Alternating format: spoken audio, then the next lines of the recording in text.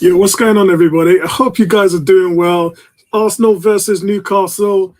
Man, this is it, guys. I don't even think we're really worried about the Everton game. We're just worried about this game. We're just worried about getting over this bump. But I think leading into this, a lot of questions, and we've got some answers. So the questions is: will Arsenal enter this game with or without their two centre backs available?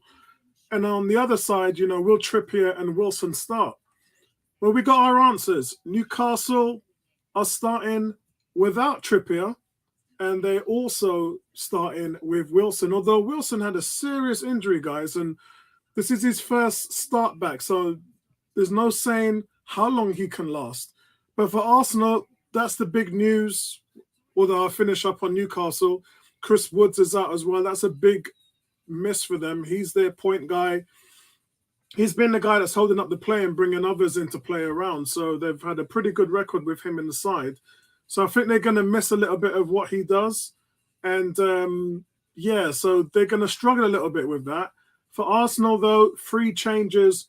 Ben White and Gabriel are both fit. Praise the Lord. Hallelujah. As Mikel Arteta makes 3 changes from the Tottenham game, obviously Rob Holding is suspended, Suarez drops out, and Tomiyasu goes into his rightful place. Tavares is preferred. I'm not sure why. I think he's looking at him against St. Maximum. I really don't know how that's going to turn out. But Smith Rowe is preferred to Gabriel Martinelli in attack, and maybe that's for different various reasons. I did see Martinelli ailing a little bit. And to be fair on him, he's got the nod over Smith Rowe over the last 3 or so games. So Mikel's got a good record against these guys. In the last 12 meetings as a player and manager, I think he's won 7 as a player and 5 as a manager. And look, the last 9 games without conceding a goal against these guys. So I think for us, it's really about coming out in the same way we did against Tottenham. That first 20 minutes against Tottenham, we came out. We looked really good. And the red cards, decisions, and all of that stuff, that's what kind of forced our hand. That's what kind of changed the game. Soft red card, soft penalty, and you really can't have things like that happening in games of those magnitude. And I don't know why they don't let them play. A real shame. But Sky Sports coverage live on Sky Premier League and main event, and right now we are minutes away from kickoff, so I'm going to talk you guys through the team sheet. By the way, let's say hello to everybody. Kuke says, I feel the refs are not just improving, they're making so many game-changing calls, especially around cards and penalties, that I almost feel like they should not be allowed to make them. Ooh, that's very controversial. Then it says, I have a feeling it will be a cagey game like Villa Park, and hopefully we will scrape a win. If they bottle it, we'll know we have 0 hopes. I think the Villa game was a real, it wasn't even an anomaly. It was a surprise because we all said Villa was wiping out teams 3-0, 4-0, really good form. And then Steven Gerrard said after the Arsenal game, look, they just played us off the park. They're just a better team than us. And I think I don't know whether we're going to see that against Newcastle. Newcastle haven't really played us for quite a while. So the 2 teams, this is a new Newcastle, new era for them. And we're going to be showing them something different. So maybe that might be the case, or maybe the home fans will start to get into it and give us a lot of unrest. 18 says, let's go, Apollo. 1-0 to the Arsenal. I would take that score line. I would definitely say 1-0. Yeah, I totally agree. Rich Post Sports, good to see you again. He says, Apollo, good evening. Later, I wish, with respect, you call to call you out, sir. The why will be revealed later. Yeah, no problem, man. I hope you enjoy the game, bro. I hope you enjoy the game. And then Kuke says, outside of Partey and Tierney, this is our best team. So, yeah, players are about to make their way on the field. Martin Odegaard is there, ready to lead the team out, looking very, very confident, I have to say. God, talk about butterflies in your stomach, man. Oh, man. to a fast start. We really do. We really, really, really do. We need to get off to a fast start, and we need to just focus then on just getting over this. I mean, in the next 2 hours, guys, it will be over, and it would be behind us, and then we can just kind of get on with it. Kuke says, really worried about Xhaka, 10th yellow. If he's suspended against Everton, not sure how we would win with Lokonga El Nene in the field. Well, we've won with Lokonga plenty of times. If you remember when we went on the 9-game winning streak, which was when Xhaka wasn't playing, this would have been about the October, November time. Sambi was playing in that team every game and we were winning. So I think the biggest problem is, just like with Tavares, you just leave them out for a long stretch of game and they just kind of lose touch with it all. So I think that that's the only worry and concern. And that's what I think that we might see with Callum Wilson. Callum Wilson's been missing for a while. How is he going to integrate into this team? The game's about to kick off now, guys. And so team sheet. Let me go to the team sheet. I've got Tony here. Tony, how you doing? Oh, I better put my headphones on so I can hear you. How you doing, bro? All right, I can hear you now, Tony. You all right, bro? Yeah, a bit nervous, but yeah, we're here again, bro. Yeah, I'm very nervous. I was just about to go to the team sheet. So team sheet, guys, is Ramsdale in goal. There's Tomiyasu back in his normal position at right back. White and Gabriel, praise the Lord, back in the middle. Tavares are preferred. He's got a job on his hands to deal with St. Maximin today.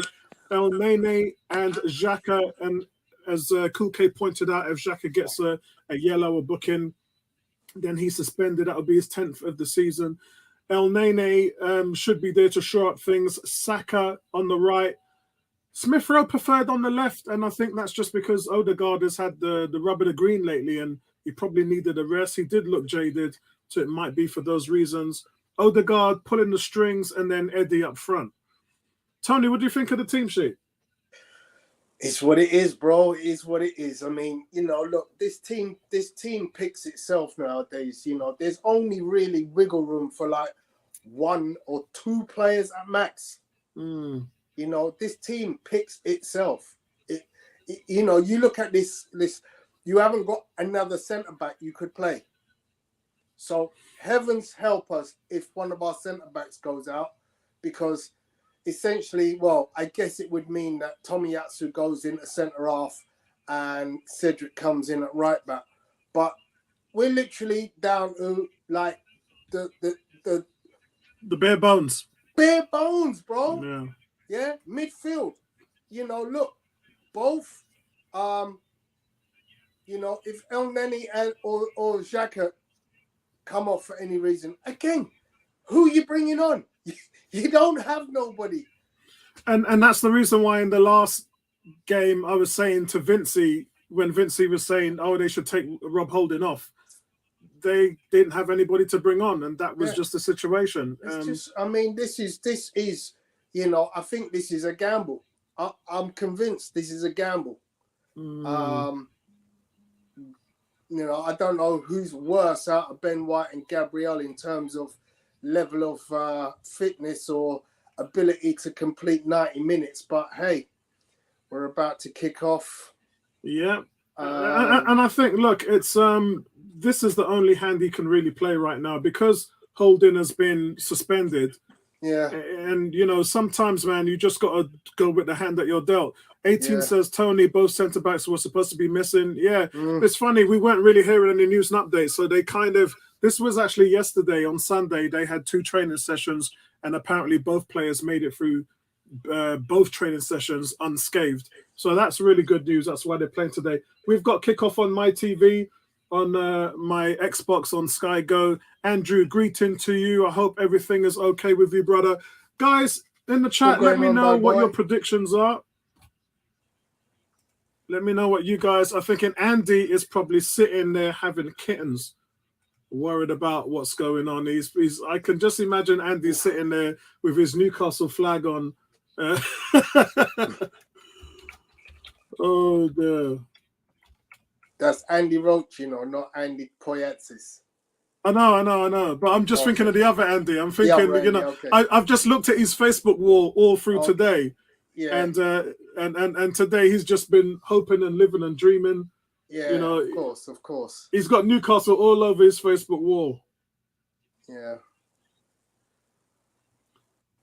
So where are you, Tony? I'm 104, 105. Yeah, me too. Same with me.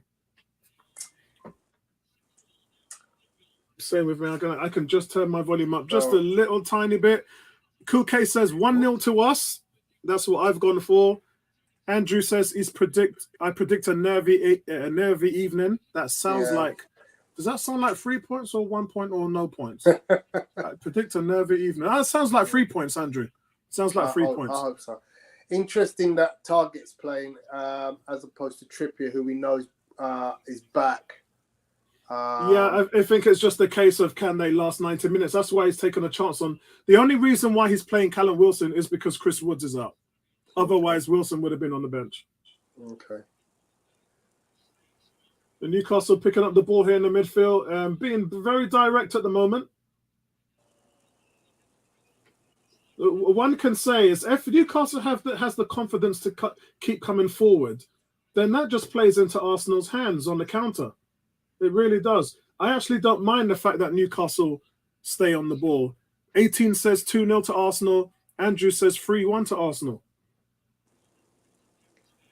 I think this is one of them games where you kind of look at Arsenal's record. The statistics was mentioned earlier on Sky that Arsenal haven't come back from being at a deficit in any of their games this season and won it.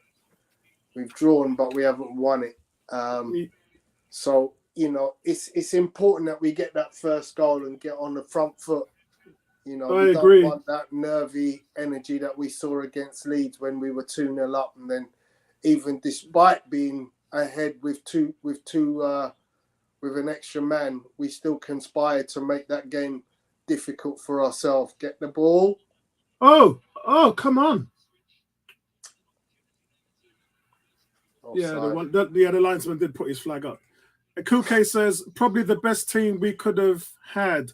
Harsh on Gabby, but those two will have to duke it out. And that's the reason why I said with these two guys fighting, because none of them are performing, we could have just put Pepe in there. Pepe would have been the answer, but that boat has sailed now. Yeah, that's not even an option for me. Exactly. So we know that's gone. That's that's finished. That relationship is extinct. Yeah, it is. Yeah, I agree. Ceased to exist. It says as long as Mo is guaranteed a spot as our attacking midfielder. Yeah, Martin Odegaard. One might even add, where will Gabriel Jesus play? I'm hearing that's in its final stages now. I think Arsenal are balking at the 42 million because they were initially told with 1 year left he would go for 30, 35. And I think Pep is just trying to raise a little bit of extra money because they spent 51 million on Haaland. So they're just trying to look. At the end of the day, I did say this midweek. There used to be a time when players in the last year of their contracts were literally worth nothing. And it seems now, and you can have Vlahovic. Vlahovic was he had 18 months left on his deal. It was going to come into this summer with 1 year left, and he went for 70 odd million. So I think that, and he's not the only player. I could think of 4 or 5 players that were in the same reign. So guys, gone are the days where you would say a guy's got a year left on his deal and he's going to go for next to nothing. I don't see that right now. Nice. That was a great little pivot by Xhaka. Xhaka, yeah. Oh, and go on, Eddie. Eddie's shot is blocked. What are you doing, El Nene's just gone for that's a corner to Arsenal. Yeah, that is. Yeah, should be. Don't know what El Nene was thinking there. Yeah, I don't know what he was thinking either. It's very unlike him. It was a nice, easy ball. I like that turn from Xhaka. He doesn't do that enough.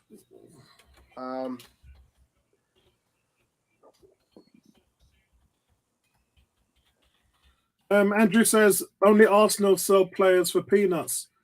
Yeah, again, look, let's. All I'm going to say to Arsenal fans is let's judge this front office on what they're doing. At the moment now, they came into a failing team. Come on. Oh, bloody hell! They came into a failing team, and all they've been doing is putting out Gabriel fires. was in acres of room. For real. Is that St. Maximin trying to run through them? Newcastle come in at the moment on a break. But again, as I said, Newcastle have to understand that they've come into this game without hardly scoring a goal against Arsenal in their last 5 or 6 games. So I don't go for them kind of statistics. No, do I. That's the reason why we ain't kept a clean sheet in 9 games, Tony. Yeah, before this game, before this season, Everton hadn't won against Arsenal in how many years? Yeah. Look, here we are. It's a ball through here. And Wilson's just playing about with it. And does it go for a corner? I think it goes up for a corner to Newcastle. Yeah. I don't believe. No, offside. Offside. Oh, it's offside. Okay, so Arsenal free kick. So I don't really think that. I don't really think that anything to do with form guide plays into a game like this, especially at this time of the season, guys. This time of the season, anything goes. It doesn't matter who you are, what league position you are. It's about heart because players are tired. It's been a long, grueling season, and then there's so much to play for on the card. So it's really about heart. If you've got the desire to put in a performance, look at Newcastle now. What are you doing? Oh my God! Aaron Ramsey played I don't know what he was doing. They were playing the ball out at the back. It takes too long in transition. And Callum Wilson,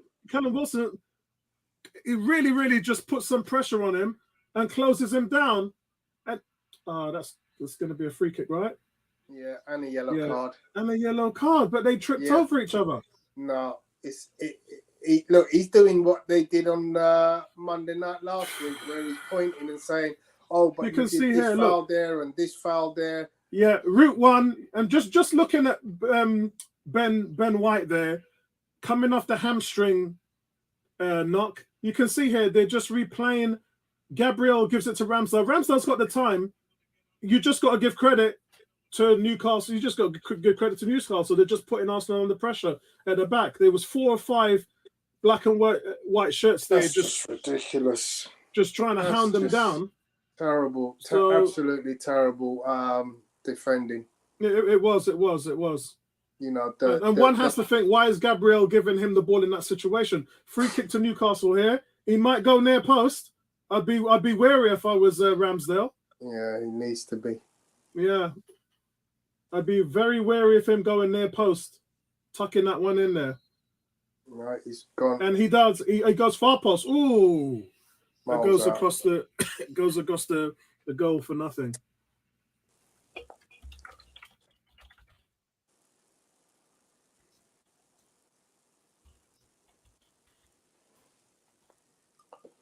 Yeah.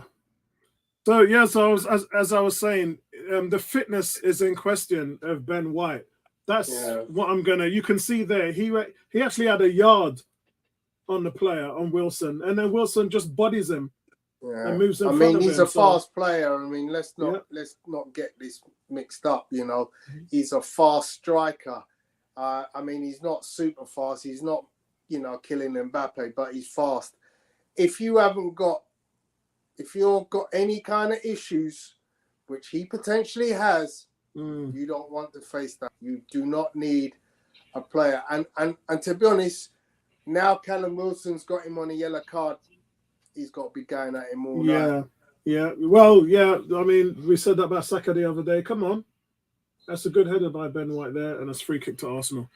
And we said that the other night about Ben Davies when Saka got a yellow from him in the first 10 minutes. And then Saka never went at him for the whole game afterwards. That was very concerning. But Ben White looks okay.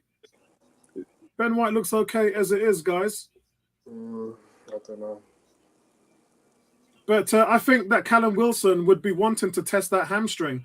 So, yeah, I don't. And Eddie Howe, you can see Eddie Howe barking instructions out there. You can see where he's coming from. You can see where he's coming from right now. Oh, dear. Come on, guys. Awful. Yeah, look, again, another 3 ball to Callum Wilson. Oh, Wilson plays the ball. It's offside as well. It's offside. Linesman's flag is up. I thought it was. But you can see what their plan is. Let's get them on their back foot. Yeah. Yeah. And look where Callum Wilson is. He's playing on the shoulder of Ben White. That's right, yeah. He knows. Look, Ben hasn't got the sprint in him. I can see it already. Ben hasn't got the sprint in him. Yeah. This is going to be problems. Because I can see that Callum Wilson already. Bloody hell. Like, they're closing very quickly. Oh, that's what's that, ref? It's a bit of a clumsy challenge, isn't it? By Longstaff on Tavares. That's a strange one. He's not booked him. No. He's not booked him, so I don't know what that was all about.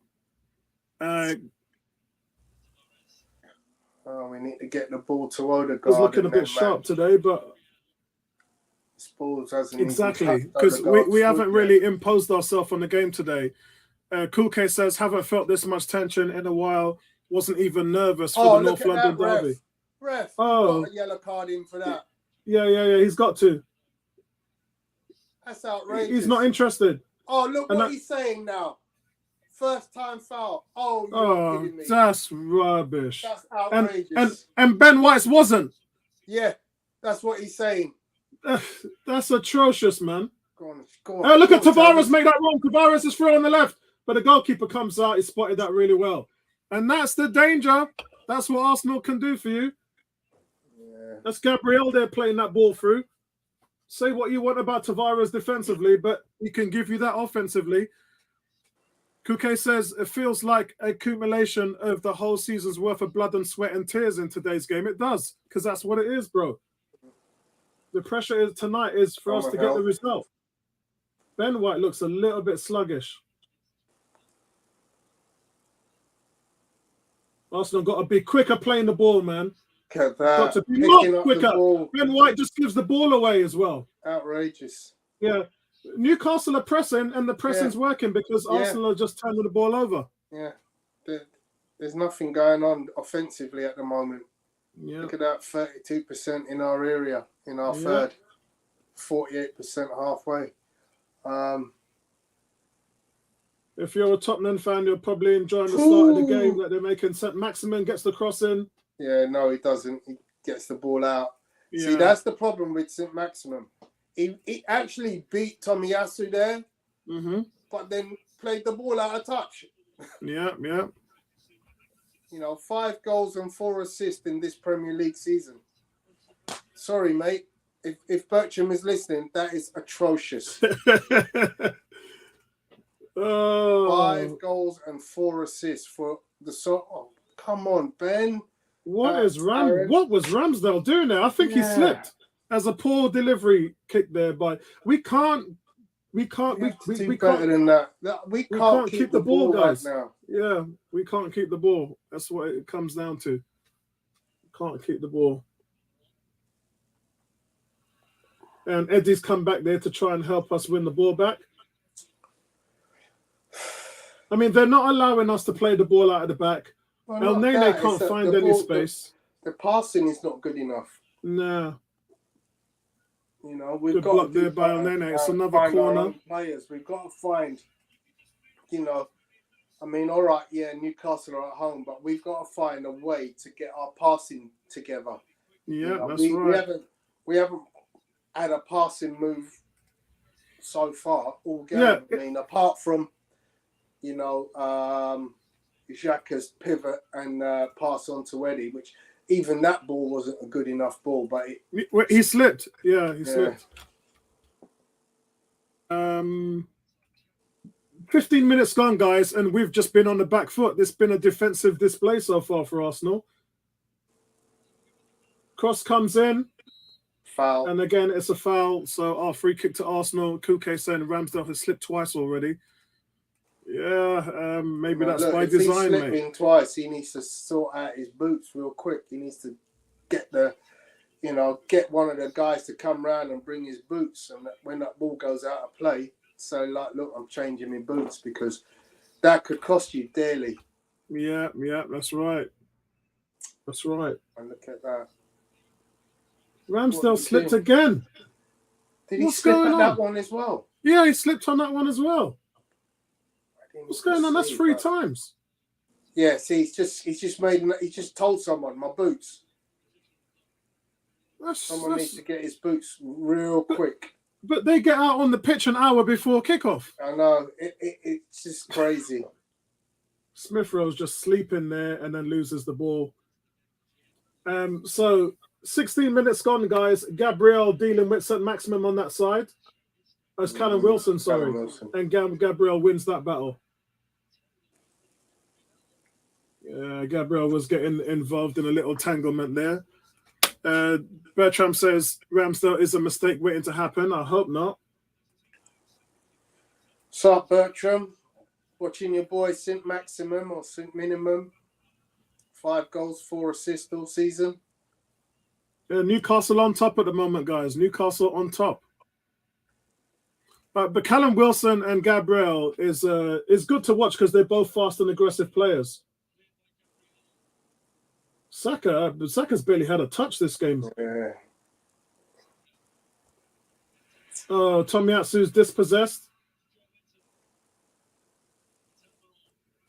Newcastle Arsenal can't get out of their own half. They just cannot get out of their. Look at that. That's a great ball. Wow. Oh my God. So the shot comes in there. Hold on, let's wait for this to finish.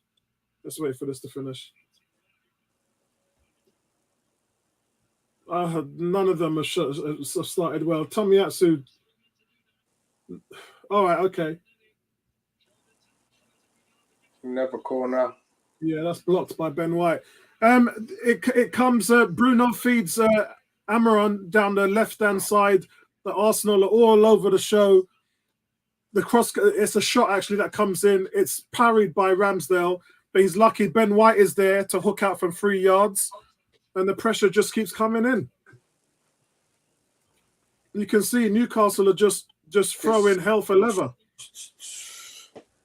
Front 3, front 4 are doing nothing at the moment. They can't. They're not seeing the ball. They're not doing anything with it if it comes. I mean, at least against Villa, we were keeping the ball when we were away to Villa. At the moment now, we can't keep the ball, and Ramsdale just looks shaky. And the more offside, the more he looks shaky, the more Newcastle are going to be looking to play positive, progressive. Surely he's got to change his boots now. Surely he's got to change his boots. Kuke said Ramsdale is a problem for me now, even worse than Leno is bringing a replacement from some MLS so that he can the MLS goalkeeper. No, let's not go that far, bro. He's got to change his boots, surely. I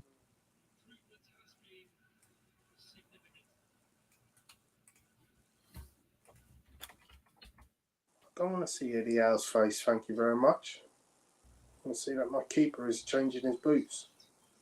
Yeah, we just need to settle down and play keep ball. That's all we need to do. We need to settle down. Smith Rowe on the ball here on the left-hand side. He cuts it back. Oh, I don't think that was for Xhaka. I think that was for El Nene, and Xhaka gets a touch on it. Newcastle tried to break, but Gabriel's there. Now, this is it. Arsenal use this spell to just keep the ball for 5 minutes. Hey, let's go, Xhaka. Eddie picks up the ball. That's good distribution. Good distribution from Eddie. Saka picks up the ball on the right. Saka looks like he's not sure where to go. Oh, wow. It's a good effort there. It looked like it was going wide, but it deflects. Saka has a shot. Yeah. Great through ball by Odegaard. You can see here they're just playing a... Odegaard, that's one touch there. Yeah. It's a good one-on-one with Taggart from the 1-2 pass with Odegaard. He sweeps the left foot and strikes at the ball, but it deflects off Burn and goes out for a corner. Could have ended up anywhere, really. Saka with the corner kick, guys.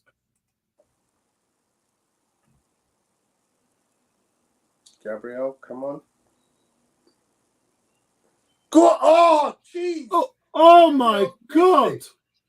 The ball went through everybody. Everybody missed it. Why is Smith Rowe pulling his shirt? Why we do foolishness like that? Stand him up. Stand him up.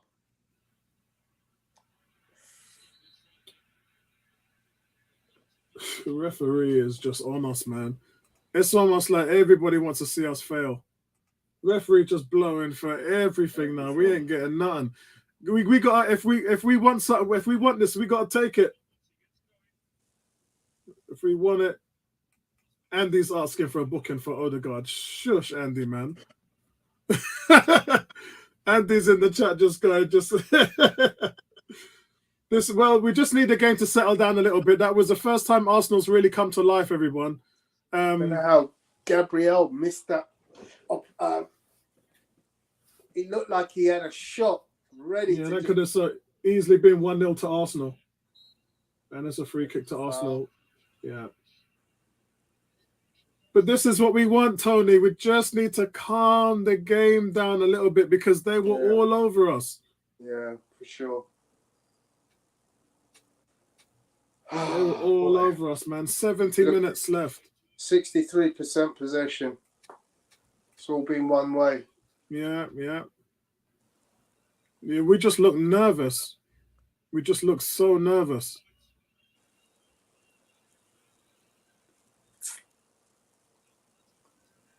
And the thing is, look, they're stuck in the box, which is just forcing us to play long.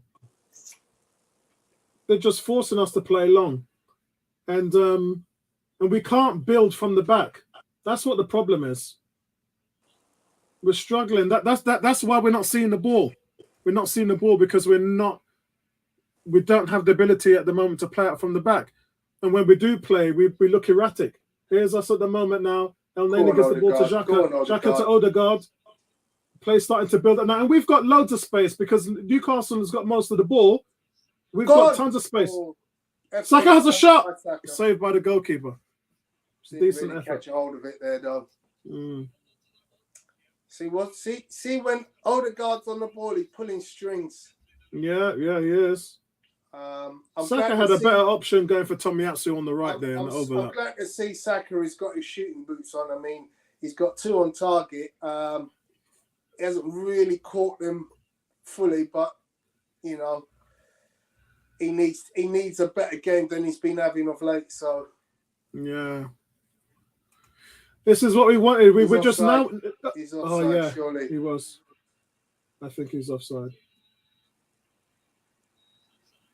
Yeah, I don't know why they wait so long. I don't know, man. It make no sense. He literally waited. He waited till he until he took the shot. Actually, it might not have been offside when I look at the second time round. Yeah, you know what? I think the referee's got something. I think the referee's got a problem there.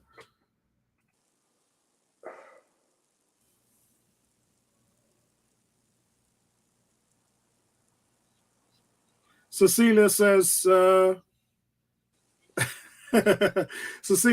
why do referees hate us so much? It's just an agenda. That's all it is. They're all in on it, man. They're all in on it. Kuke says, we're losing the ball so much during our build-up. Couple that with Ramsdale. I don't know what Ramsdale's doing today. Ramsdale's having a nightmare. You've got enough time to watch that ball come and find something. Cecilia's saying that we can do this. Ramsdale has got so erratic. I know. Shocking. But you got to put that to Eddie Howe, innit? Eddie Howe doesn't want him to play out the back. He just had an opportunity where he can see ahead of him. The striker is nowhere near him. And he kicks it out of touch. You're like, well, hang on a second. Wait to see if he actually does run at you. And only then do you That's good play by Saka. Saka's just want to throw in there. That's good play by Saka. Look, we need to find our pivot guy and we need to get the ball quick, move the ball quicker in transition. We're too slow, and they're on us. I mean, look at them now, ganging up on us. We've got to move the ball quicker. Ben White's gone for an overpass there to Saka, and Arsenal moved the ball up the chains. You can. This is what I hope for. The game, half an hour, 25 minutes has gone. Game's starting to slow down a little bit. Aaron, what's going on? Big shout out to you, Aaron. Aaron says, "What go on?"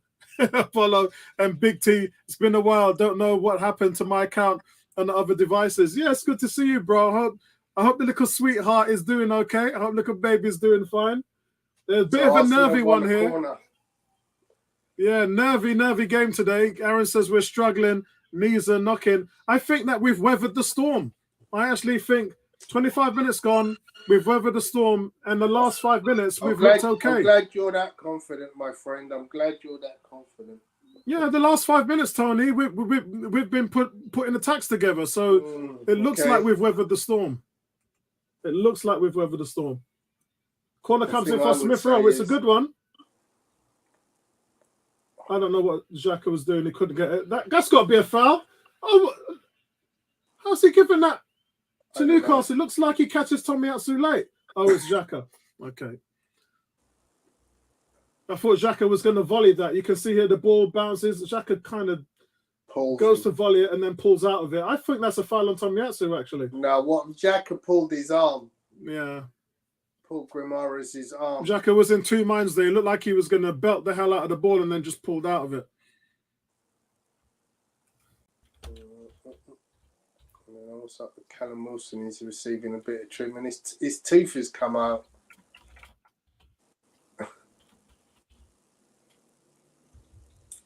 His tooth is like literally halfway out. It's like was that Callum Wilson, yeah? Yeah, it looks like the tooth is halfway out. It's like, can you pull it out? But no, it won't come out. So, Cool K, man. I'm not even going to put that on Cool K. When I said Xhaka pulled out of the shot, he's just typed in something there. I'm not even going to put it on the screen, bro. We've got ladies here in the house. Be a little bit more respectful. Newcastle build up another attack again. Arsenal's shape looking decent. You can see there, Tomiyasu has actually gone into the centre. And you can see there, Tomiyasu's really, really pushed up into the centre, right in the penalty spot. Again, that's by design. Yeah, Ben White's gone to right back for some reason. Yeah, it's really weird. I'm not sure what the thinking is. Something is wrong with Ben White. I'm convinced. He's just given away a corner for no reason. Yeah. But I don't get it. Well, this is so nervy. This is the game everybody expected, though, Tony. When everybody saw Newcastle away with 2 games to go. Cool K says, I must admit, Howe has them playing good stuff tonight, putting us under pressure all over the pitch. Yeah, not ready. You better put Cedric on. I wouldn't mess about with this. I'd put Cedric on straight off. Oof. Oh God, yeah, that goes corner and it goes out. They're not saying it's another corner, are they? Was that a deflection? I think it is. Yeah, Tomiyasu, luckily. Yeah, it's a weird one. That's good defending by Tomiyasu. Because Richmo says, Apollo, good evening. Your reactions during the North London derby had me thinking Arsenal had relinquished 4th spot. Did you overreact? I think we all overreacted, bro. I think we all overreacted. It wasn't what we thought it was going to be, and that's what was frustrating. Just, it was just. I think we've all said what we needed to say. Soft penalty, soft red card, and not to mention the soft goal that led to the penalty for Tottenham's last game against Burnley. It was just like, is this the way Tottenham's going to get top 4? It's shocking. It's just shocking. Yeah, that's Smith Rowe. Yeah, so, and if we don't win tonight, what can you say, man? Yeah, that'll be it, innit? Yeah. And you know, just because like the Spurs player hits the ball on a Burnley defender's arm, He shoots the ball in his arm and then he gives him a penalty for that. That's so weak. Yeah, the only saving grace, guys, is that it's still in our hands. It's still in our hands. Tonight, you've got the opportunity to put a stamp on that position, and then you go home in front of your home fans. Ball comes through to Callum Wilson. Gabriel all over Callum Wilson. Wherever Callum Wilson goes, Gabriel's going. Newcastle played an overlap. It's blocked by Tomiyasu. Well played. Gabriel Tommy's is gone back not out to right back. Stand him up. Well cross comes in. It's cleared by Tavares and Smith Rowe. Yeah, I mean, Newcastle is starting to get that pressure back that they had in the first 20 minutes. And that's why I never got really changed my mind when you started saying we're getting back in this, because I could see it was just a lull in play, but there's nothing there that tells me that their intensity isn't going to, be tempered. This is one of them, boy, where if we win this, jeez. Well, it happened that we went away to Wolves and Villa. I didn't think we were going to win either one of those games, Tony. I didn't think we were going to. Now, I'm not seeing. Tony, I didn't think we were going to go away to West Ham and win. Go on. Tavares gets the ball. He comes into the middle and it just loses possession. Newcastle, there's 3 players around Tavares. And he's tackled by Smith Rowe. Newcastle are outworking us at the moment. And what they're doing is they're just hitting long balls over to their forwards. They're just hitting route 1 balls over. Newcastle are not even playing through the middle. They're just going right at our centre-backs with route 1 balls all day. St. Maximum, Callum Wilson, they're just going long balls either side, left or right. Arsenal look knackered, mate. Yeah, I mean, you got them Olympic-level athletes there in St. Maximum and Callum Wilson. 80% to Newcastle last 10 minutes. Wow. That's crazy. Rich says, it's all in our hands indeed. Listen to Pep's reaction post West Ham relinquishing their home game. Question, are Arteta's actions on the sidelines a plus or sapping a distraction? I would have to say, judging from the league position right now and judging by what he's got out of the players, I think it's a plus. Some might say it's a distraction, but I think if Arteta wasn't managing those lines on the sideline, that I think would be worse. Because we have to remember, this is a team in its first year. They're in their infancy. And unlike Pep's team and Klopp's team that have been playing together for years and years and years, and also veteran players who you can just give an instruction to and they'll go out and do something, Arteta doesn't have that. Gabriel is reading a riot act at somebody. Yeah, I wish I could see who that was. Yeah, me too. I can't tell who it was, but he is absolutely gone berserk on somebody. I think it was Saka. I think. It's hard to tell because... it's hard to tell. The wrong camera angle, but he went berserk on somebody. Another corner to Newcastle, guys. Don't even know how many corners that they've had so far in this game. It's probably their 6-1. Another corner comes in. And that's a weak effort. Goes out for throwing. Andrew says Arsenal cannot hang on to the bad decisions or bad luck. I did not watch either the North London derby or Spurs against Burnley, so purely judging by the comments. Apparently, a defender has his arm out in an unnatural position. It is, but then it's supposed to be the arm blocking the shot. Whereas if you shoot the ball onto the arm, it's a different thing.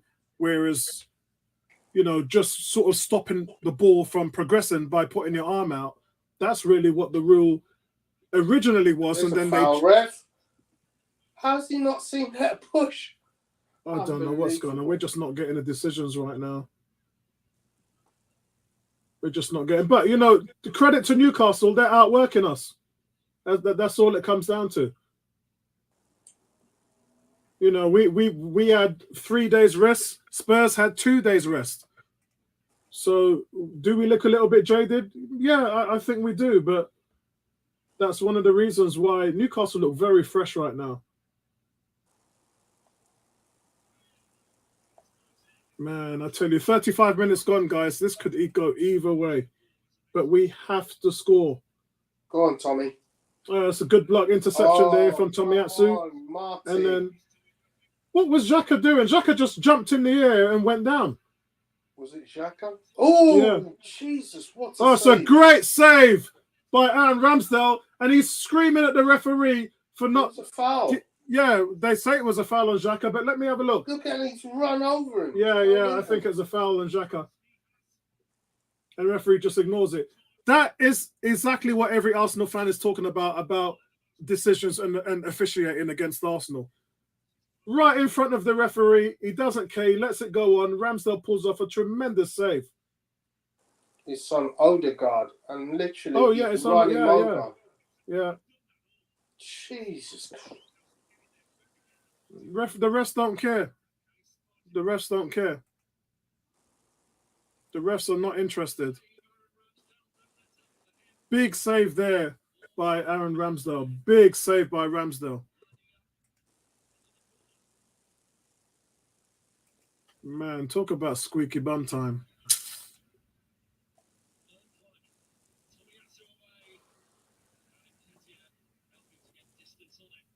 Yeah. Nice running, Eddie. Well done. Eddie gives you no time, bro. Yeah. He gives you no time. If you fall asleep on Eddie, he'll get you, man. Oh, Tommy's down. Oh, that's not good. I wonder if it's good. It might be cramp. Rubbing the back of his hamstring. Cedric's coming on. Cedric's coming on. Oh, no. Oh, man. We are down to the bare bones, man. Yeah, we're down to the bare bones. And that means he's going to miss the last game as well. I think it looks like he's... Looks like his knee. He was holding behind the hamstring at first, but see, look where he's putting his hand. Yeah. And they're coming over, the players coming over to Arteta now. Arteta giving them instructions. Kuke says Newcastle look like they're playing for Champions League.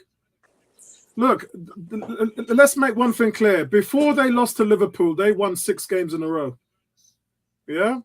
Newcastle, whatever Eddie Howe's been doing with them, he's turned them around. This was always going to be a tough game. And that was why I said at the Premier Review, Eddie Howe has to be given the recognition, man. He's got this team that was bottom 3 playing like Champions League contending football. They looked like they won. They looked like they were battling for 4th place. That's a shame for Tomiyasu. That's a shame for Tomiyasu. Rich says that Spurs pen is a distraction. The ball could have reached another Spurs forward. No excuses. Play 38 games. All finish where they deserve. What's that, Tony? I was going to say, is that potentially why Tomiyasu went into centre half to get a rest? I think so, yeah. I think he probably felt the twinge. Yeah, and he's gone, let me go in centre half for a little while because you don't have to run so fast there. Obviously, that didn't work. Newcastle come forward again. Corner ball. Rich Post says, a plea, can we not over-pressurise the likes of Martinelli and Saka without them? A top 4 would not be... I agree, but I think the reason why we're struggling of late is because they've been off the ball for a while. And that includes Saka. We haven't seen the best of those players for a while now. 8, 9 games. And those are the players that I said, Rich Poe, need to come alive. We need those players to come alive if we're going to get over the final hurdle. And that included Spurs today and against Everton. And at the moment, Saka's been okay. Smith Rowe's been quiet. Ain't done nothing really. He's not done anything.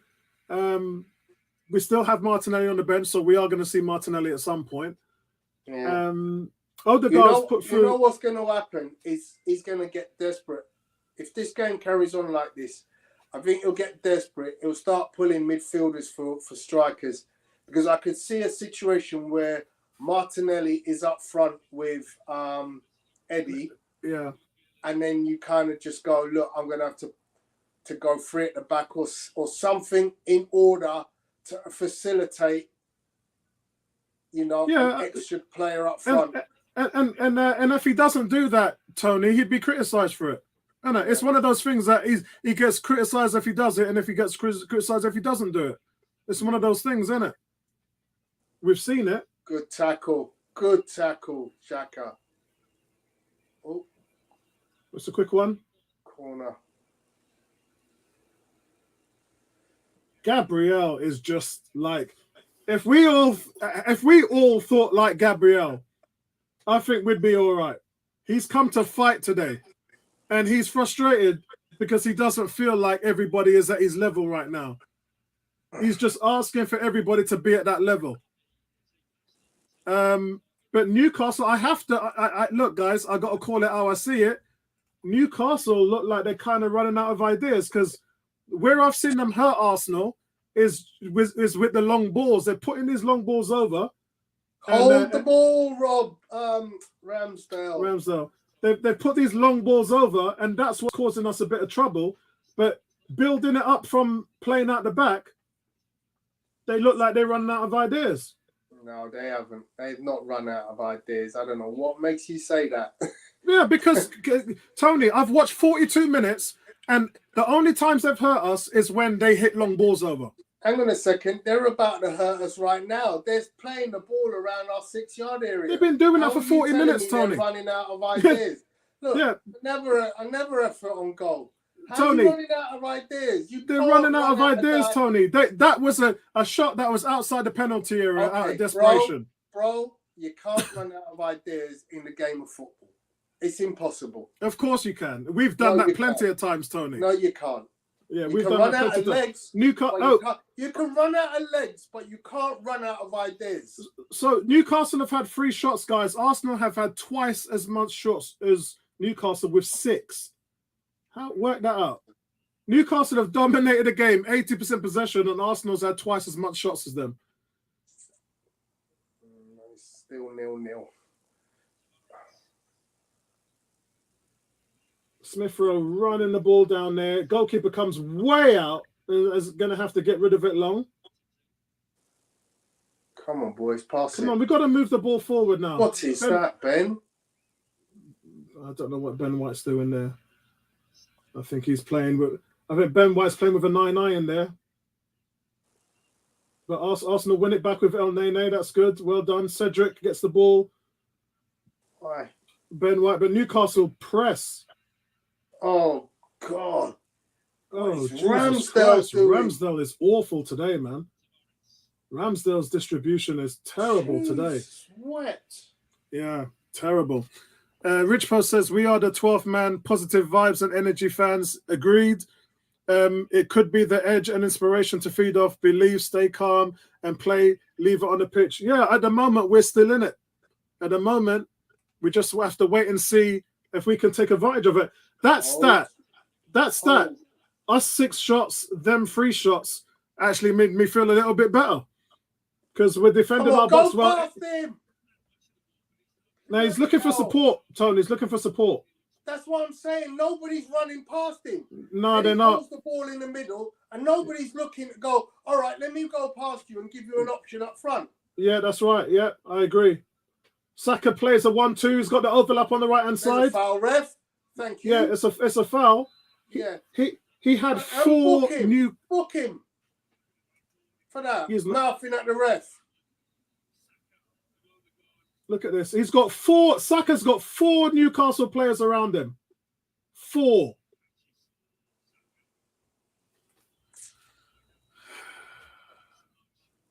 Let's do something here, Arsenal. Players around him.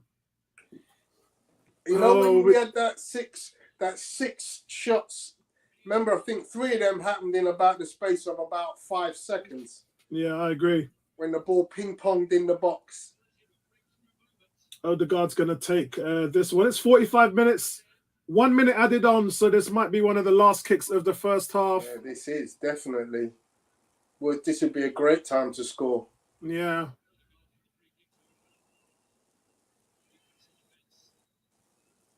Come on, boys. Let's get a sneaky one here. Come on, Odegaard. It hits the first man in the wall. It's a little bit of a waste, that one. That's full. That's half time. That's half time. Yeah. So, Rich Post says, question: Are Arsenal looking a top 4 team? I think Arsenal have done very well, given that where they were last season. Which is more critical for you? Gents? Arteta's skills or the players' abilities? Well, both of those attributes have actually got us to where we are right now. What are Arteta's skills? But Arteta's management skills. But I did say last week that the players just look jaded. They look really tired. Some of them don't look like they've got anything in the tank. Like Saka, to me, Saka looks like he's running on half the levels that he was in the new year. Smith Rowe has never recovered. Are you surprised? I'm not surprised. Yeah, he's not rested. You play 90 minutes every game. Every game, yeah. It's just a joke. And that if you want to call Arteta's skills management, that's where you go, your management skills are shit. I'm sorry. People might think, I'm being a bit harsh, but that is shit management. Because every other decent manager, Klopp, Pep, you name it, they rotate their squad so players don't play 90 minutes every game. Yeah, the thing is, he very rarely comes off the bench these days. He has a couple of times, but it's a very rare Saka.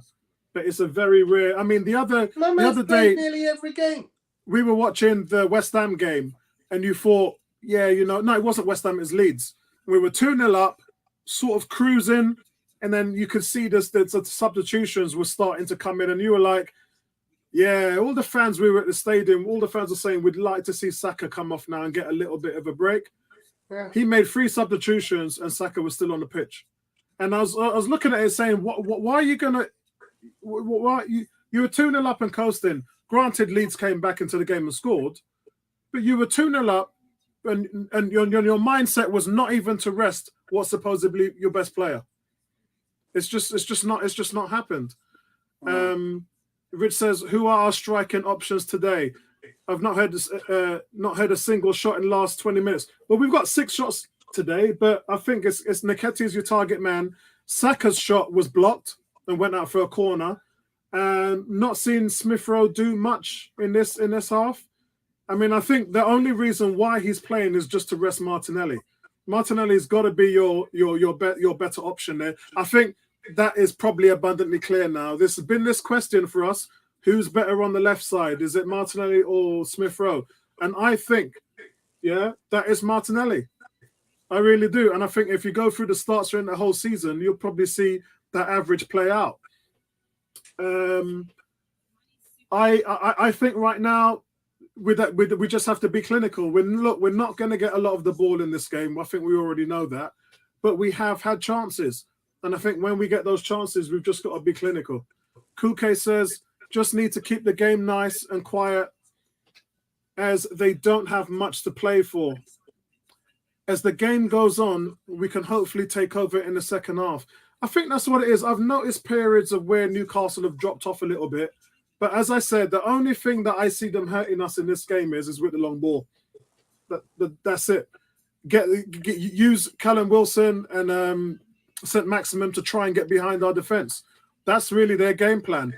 And when you think about teams playing ball through the middle and how much they can hurt you there, I think that we're dealing with it very well. But the long ball, no, the long ball is worrying us. You've already seen what it's done to Tomiyasu. Man just ain't up to it. Ben White, for me, is struggling with the long ball a little bit. Gabriel's playing well. Respect to Gabriel. Andrew saying Tony Cox. And then he's saying Arteta does not appear to understand full utilization of a squad. Exactly. I'm not even. Yeah, I'm not answering. I'm not answering those ones, man. I'm leaving those alone because. No, I will address that. I will address that. I'm not going to address it. He's got no squad. It's very simple. You have a squad for a reason. What squad? You need to have a squad. You can't leave your I agree with that. The way you have done. He's left himself threadbare. He literally barely has a team on the pitch. Yeah, that's right. Barely.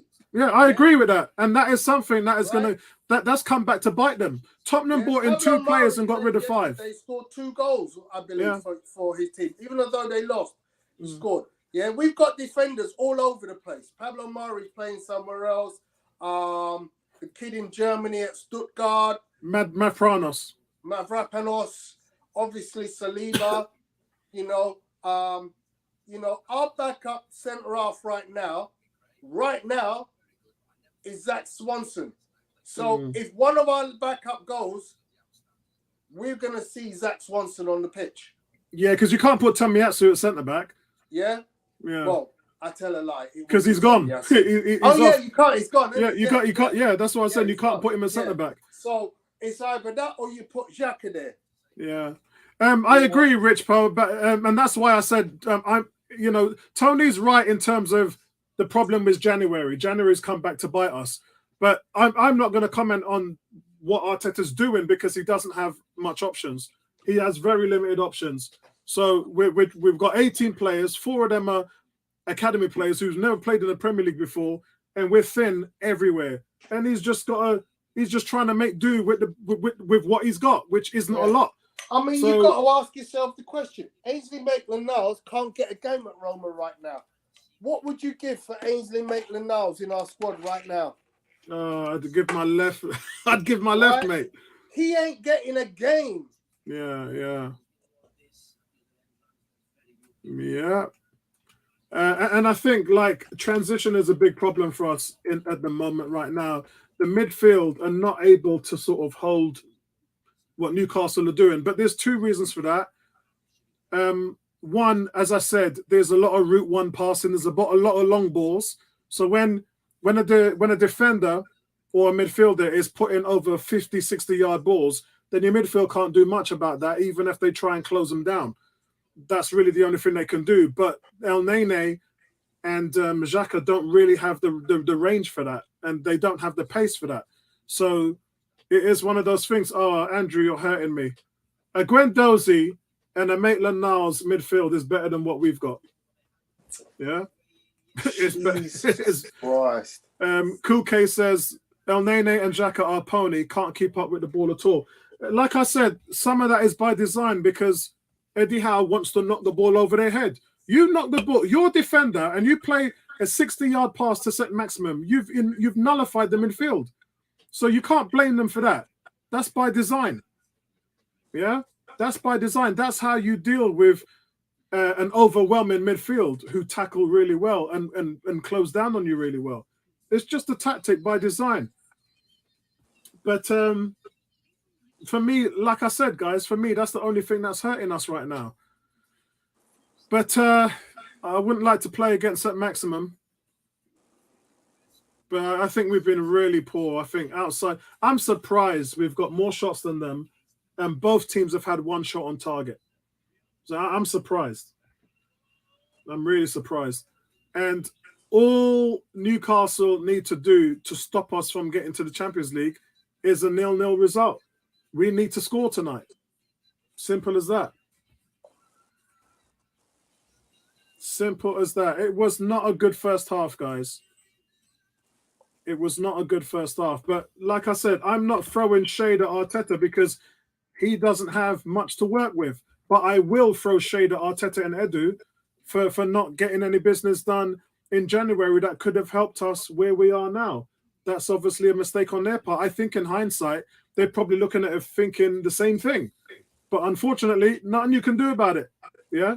The cards have been dealt, and you have to play the hand that you've got. And everyone's got to move on from that. Yes, it's a discussion. Yes, it's an argument. but that boat has sailed. You can't change it.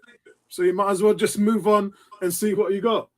Just see what you can do. And right now, we are at the bare bones. The bare bones. Lacazette is your option at striker. Sambi's your option in the midfield. Swanson is your option at centre-back. And you don't have an option at wing-back. You don't. No, you don't. That's the God's honest truth. You don't have an option. If Tavares or Cedric got an injury right now, your only move Saka to the back would be to put Xhaka at left back. Yeah. Or bring Saka back and add Pepe up front. Yeah, or you could put I wouldn't Martinelli. I mean, it wouldn't be Pepe, it'd be Martinelli. Yeah. Yeah, I mean, there's not. I mean, but we're getting into silly land. Who'd have thought we'd be having these conversations at the end of the season because the team wasn't prepared enough? So it is what it is, guys. Look, like I said, I'm not going to cry about it. We got a game to win tonight, and if we get, I think that we can come out there and get something done. I don't think Newcastle can keep this intensity up for a full 90 minutes. I really don't. And I think at some point the game's going to slow down and come to us. And it's up to us what we're going to do with the chances that we get. We have to be clinical. We did it at Wolves, away to Wolves. We did it away at West Ham. We did it away to Aston Villa. Those are the three very good teams who are better than Newcastle. So, Rich Post says, let's not fall into Spurs mind games. 1-0 over Burnley. Conte celebrates wildly. Yeah, they celebrated like they won the FA Cup. And we can only improve. The players want to win. I'm fully behind them. It's the Emirates. Yeah, I agree. I don't think that we would have a problem with Everton in the last game. Andrew says Saka has been overplayed. Pepe underplayed. Agreed. Bertram says, if St. Maximin was on our team, do you think he would trouble the Newcastle defence? He troubles any defence. Let's not get it twisted. St. Maximin is a nightmare to play against. The problem is what we saw earlier. He runs past the man and then he kicks the ball out of touch. That's what I'm saying. I'm not going to say that. I remember loads of players who used to be like that. Yeah, Oxlade-Chamberlain.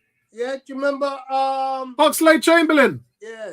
I'm thinking of someone else even further. Never created nothing, never scored any goals, and he played a whole season on the. We took out Walcott, who was productive in all phases of the game, and then we put him in for Oxlade-Chamberlain, and the goals just dried up. They just dried up. Rich Post says that's the spirit, Apollo. Yeah, bro, I'm always here with the positive, my friend. Always here with the positive. Bertram says, replace Smith Rowe with Martinelli. Yeah, they have to do that with the quickness. Look, if Martinelli wanted to be rested, he's had his rest. Yeah, you get paid money to go and perform and get your. This is a game that he will be able to do something with. We need in relation to offensive Odegaard output. being the game too quick and physical for him. I don't believe that's the truth. I think the ball basically isn't getting to him. He ain't getting to him in the quickness that it needs to do, because we've seen when he gets the ball, he's able to give. Oh yeah! Did you see that one-touch pass he had to Saka? Yeah. I thought any other player would have controlled it and then played it. I'm about to give you the who scored update on key passes, because I'm pretty certain he's up there already.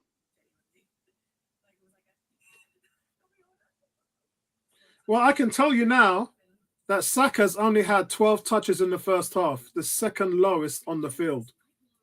Okay, so key passes in the team. Odegaard's had 2. Nobody else has had any. Saka's had 1, sorry. But Odegaard's had 2. So, clearly. And here's the statistic. He's touched the ball 14 times. Who? Created 2 key passes. Odegaard. All right, okay. Yeah. So my key man is Saka. Like I said, despite having just 12 touches, he's had the second fewest touches on the field, but he's been involved in Arsenal have had 6 shots. He's been involved in 50% of Arsenal shots with 1 shot at goal, and 1 chance is created. Yeah. So that, I mean, we need to feed Saka. We need to get the ball to Odegaard, and we need that. Saka looks hungry. Yeah. On the other side of that is where are you? So my answer to that St. Maximin question on the right-hand side is no, I'd keep Saka in there. St. Maximin to me reminds... See, this is why he loves Zaha as well. I'm not kind of sold on that one. Emil Smith-Rowe, 0 shots, 0 key passes, 18 touches on the ball. I mean, he's done absolutely nothing this game. Yeah. You know? He's done nothing. Even Mohamed El Neni's had a shot, albeit ridiculous. Yeah. Tomiyasu's had a shot. That's a free kick to Arsenal. We're back, by the way, guys. Andrew says Everton requires a fit team. Any slight knocks will become injuries and tackles will be fierce. Bertrand says Tony is men against boys. He retired Tommy and made him look like a kid. Rich says, let's take stock, gents. Which players have stood up in the first half? Gabriel's been the guy in the first half, no doubt about that. As I said, Saka's been okay, but he needs to get more involved in the game. He's done pretty well there. He's knocked him out. He's knocked him out. Oh yeah. Wow! I thought that was a brushed shoulder, wasn't it? I have to see that again. Nketiah has had crumbs. He's had crumbs, but I think for me, Gabriel's been the guy in the first half for sure. Tavares hasn't played badly as well. I'm going to talk about Tavares. He ain't stunk it up. As Bertram says, we do not have any one key in this game so far. I think Gabriel, wherever St. Maximin's gone, Gabriel's gone. Sorry, not St. Maximin, Callum Wilson. Wherever Callum Wilson has gone, Gabriel's gone there. Who's he booking? It's got to be Nketiah for knocking the player out.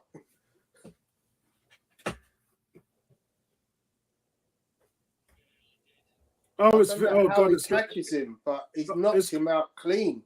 Yeah, it's gone to VAR. They're trying to get Eddie sent off. And don't forget, he has been sent off before, which should be it just gets a yellow disaster at this stage.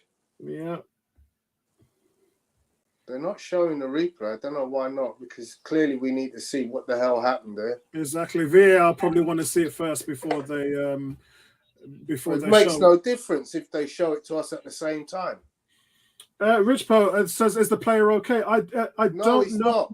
He's not. He's still on the floor, unconscious. Yeah, he's still on the floor at the moment. They don't know. Situations like this is where they normally, swallow their tongue. The good news is he's about to get up because they've taken away the stretcher. Yeah, the stretcher's coming off. He's blinking. Yeah, I can see it now. Yeah, he looks okay, but he was knocked out cold. Yeah, because man looked to turn him on his side to get his tongue out of his wind passage. Yeah. I don't know what he catches him with, but no, it isn't. Alan Smith said it was the manner of the landing. Yeah. No, it's the way he's hit him. It's got to be the way he's hit him because he doesn't fall down if you don't hit him.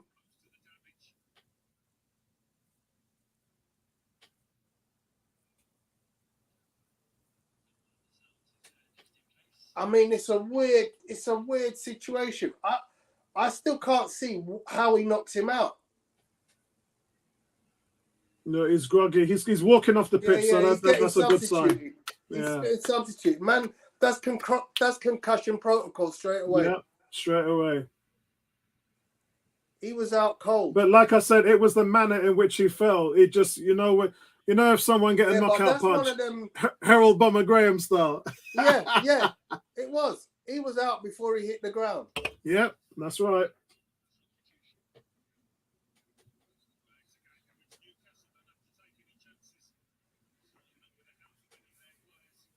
Very nervy game. Beginning of the second half. Lascelles is a monster, man. He's a beast. I'm surprised he didn't start. Yeah, they show us they're just bringing on more players to beat everybody up. Oh, man. It's free kick to Newcastle. Game carries on, guys. Arsenal have not played well at all in this game. And yet still, we have a chance. Oh, another foul. Outrageous. Who was that? Smith Rowe. Man. Literally. Oh, no, it was Xhaka.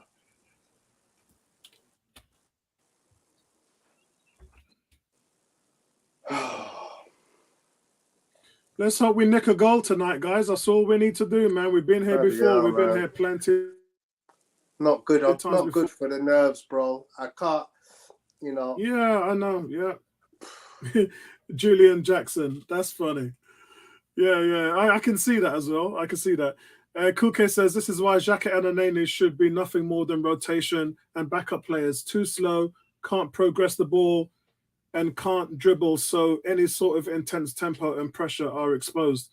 That's a little unfair. Ooh, free kick there, and Ramsdale comes out and get it. Little unfair on Newcastle. I always say sometimes when we critique our players, sometimes you have to give credit to the other team. What are you doing? Oh, jeez. What was that? What the hell were they doing? That was Saka. Saka just, I don't know what he was thinking of. Was that a panic move? It was, yeah. And look, and Newcastle, 1, 2, 3, 4, 5, 6. Newcastle have got 6 players on us playing the ball out the back. And it looks like Ben White gives the ball away. Yeah. And that's Newcastle's tactic. That's why we're not dominating the game. We can't move the ball in transition. Corner again. Guys, we can't find our midfield. Unbelievable. Yeah. The problem you have in this game. I think there is something to say about the 2 players being in rotation because, you know, they have the odd game here and there. But to be honest, you know, we're all kind of agreed on Xhaka. Elneny, although he's done a job for us. Yeah, he hasn't had a bad game since he's been playing. What the hell? Man on I don't the know what we were doing there. Time. There we go, Martinelli for. Oh wow! Well, he's done it early. He's done it early. Yeah, that's what a manager does, guys. Yeah. Martinelli coming on, Smith Rowe coming off. Smith Rowe's been dog shit. Yeah, he has. He has been dog shit. He's literally stunk the place up. And like I said, he was just brought in there to give him a rest. As Eddie Howe outcoached Arteta. It's got. Look, man, it's easy to outcoach a manager who doesn't have options. That's what I'm saying. Yeah, I mean, if you call he's hit long balls over and gassed out his centre back. So what little he's got to do. Yeah, that's not bad. That's a free kick. Yeah. And what they did there is they found Elneny. Elneny twists and turns his midfielder, plays the ball on. I mean, Arsenal, that a substitution with Martinelli might invigorate their attack. I hope so, because you know what Martinelli brings. But Xhaka's first ball goes backwards. Go on, Tav. Tavares comes forward. It's a corner to Arsenal. Nice little spot there from Gabriel. Tavares hasn't played bad, guys. He ain't played bad today. The kid's doing okay. Yeah. Arsenal have to find a goal. Guys, come on, man. Let's rally the troops. We got to find a goal. It's got to happen. It's got to happen, guys. Cedric's taking the corner from the right side. It's a short one to Odegaard. Oh, what? Oh my God. I know. The Odegaard puts the ball through the middle and it just goes through everybody. There's 4 Arsenal players there. We've got to do something with this now. We've got to do something with this. Somebody attack him. Somebody attack him.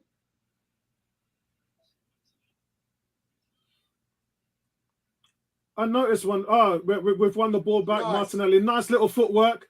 It comes to Gabriel. It wasn't meant for Martinelli. It was meant for Tavares. It goes out for Arsenal throw. Yeah. Arsenal on the front foot now. Come on, boys. Let's go. Let's go. Come on. This is it. This is where we turn the tide, man. I said Newcastle can't play with that tempo forever. They can't play with that tempo forever. Why? Why can't they play with that tempo forever? Because you can't keep pressing the way that they pressing and front loading all 90 minutes. No team, not even Liverpool can do that.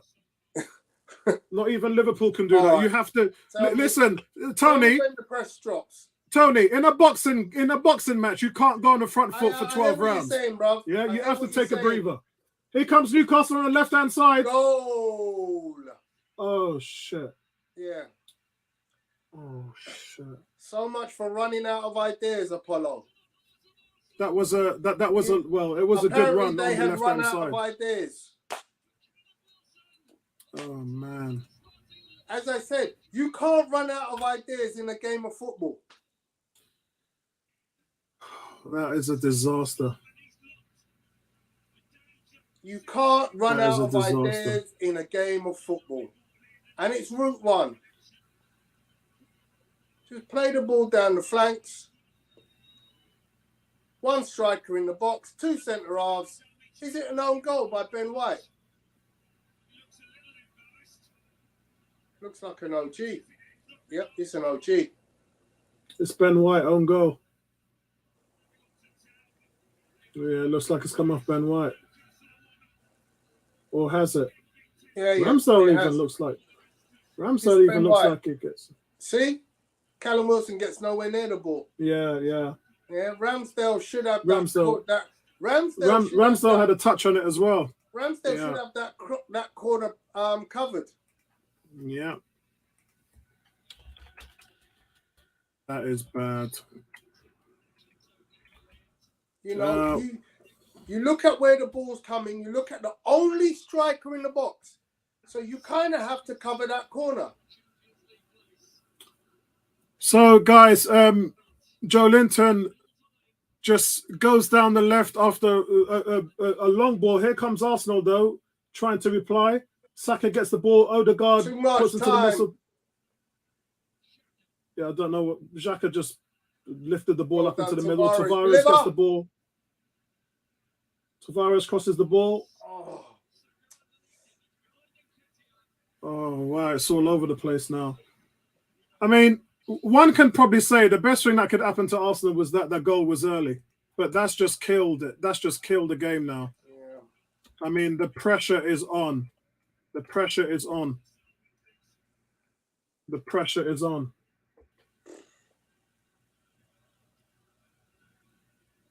Oh, Gabby lost the ball.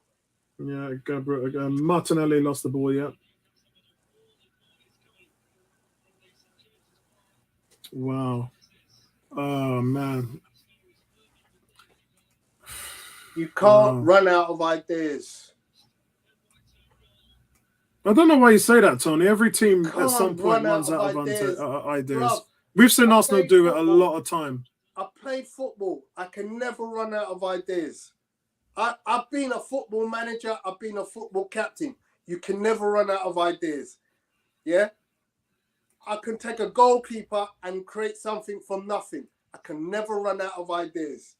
Tony, we've seen teams run out of ideas. No, they don't. Over and over again, where the ball just doesn't get progressed forward. Here we go again. And Newcastle passing it around the box. We go again. Completely under the cosh. Arsenal just all over the place at the moment. Arsenal all over the place at the moment. Wow, I don't even know what to say, guys. I'm lost for words. This is the worst nightmare for us now. I think we're gonna have to do a Tony tactic now. We're gonna have to bring on some. We need goals. Nothing's gonna happen. We're gonna lose this game, bro. But what I will say is, you gotta just go look. 5th place, better than both of us predicted at the start of the season. Oh, I predicted 8th. Yeah, I predicted 7th. So Yeah. 5th place is better than both of us predicted at the start of the season. Well, Tavares bombing down the left-hand side. There's plenty of football left to play, guys. There's half an hour left to play. Arsenal's coming forward now. Saka picks up the ball. You score now. It's just not. What is he doing? What is Saka doing? He's hit the ball 30 yards over the post. Okay, so here's where you come. You don't run out of ideas because now you bring on another striker. Yeah. So what does he do? Who's he going to sacrifice now? Because he's obviously going to sacrifice. He'll probably take off Xhaka. Or El Neni. Which one? He won't take off El Neni. That would be criminal. That would be... The ball is only moving forward with him. Neome says, unbelievable. Yeah. Bring on Lax and Pepe now and throw the kitchen sink. Yeah, I agree. Rich says, what on earth? I have been... Goal described so silently. Yeah, it's bad, man. Phil, sometimes playing it out from the back isn't the answer. They were all over us, Phil. They had 6 men on our on the edge of our box for the entire game. And that was the game plan by Eddie Howe. And it stopped us moving the ball forward, playing out of the back. It's given Newcastle 80% of possession. So you got the tactics that he's coming here with has worked, and Arsenal have just had problems playing the ball forward. So go! Lot of football left to play, guys. Oh, that was a lot of football left to play. Here we go. Yeah, Tavares has the ball picked up. Don't let him blast it over there. What was that? Martinelli. What the hell was that? Martinelli? Oh my God. You could have rolled that to Odegaard. Martinelli, I don't know what he just did with the ball there. Kuke says Europa it is. These guys aren't ready for Champions League football. And look, and that's okay. Yeah. I don't know why it takes off Tavares. Is that the right move? 13 games match, Tony, Apollo, that's a glass half full comment. Fair dues. Yeah, I'm a glass half full type of guy, my brother. You know, like a lot of fans might be going into meltdown because of all of this, but when you step back and look at the overall season, I think that 5th place is definitely their target. That's what they wanted to do. How can 5th place be their target? That's just Tony, their target was to get back into Europe. What are you talking about? Yeah. What was their target in Europe? I don't know. I mean, there you go. You know what it is, right, Apollo? I think if you're going to be a team like Arsenal, your target's got to be win the league. How are they going to win the league with this team? Listen, I don't care how you do it, but that's what your target has to be. Yeah, look, man, you got to be realistic, man. It's like you got to be realistic, man. I get it. But this is where Arsenal are looking. They're looking at mediocre players and going, let's go middle of the road. Yeah. Whereas the fans are more. I mean, I'm looking at the Miami Dolphins. Yeah. That's my team. And it's clear we've gone all out. We've gone all out. Ooh, yeah, but how? Go. Oh shit! Nearly a never go. Yeah, we're gonna lose this 2-0, bro. Yeah, but the Dolphins, what were they doing in the previous years before that? It takes time, Tony. Arteta's been there 2 years. Yeah, I know. It takes time. It takes time. You say that. The Rams didn't take years to develop their team. They turned it around in literally 1 season. They went from nowhere to Super Bowl champions. But they wouldn't have done that if they didn't go out and get Matt Stafford. The quarterbacks are at a premium. So you see what I'm saying? Yeah. You have to think, if I want to go and win the league, what do I need to do? But you're not going to get that. You're not in the Champions League, Tony. Yeah, who's going to come to you now? Okay. Is Gabriel Jesus going to come to you now? So you're not getting what I'm trying to say. I'm getting... Look, all right, hold on a second. Take a deep breath, Tony.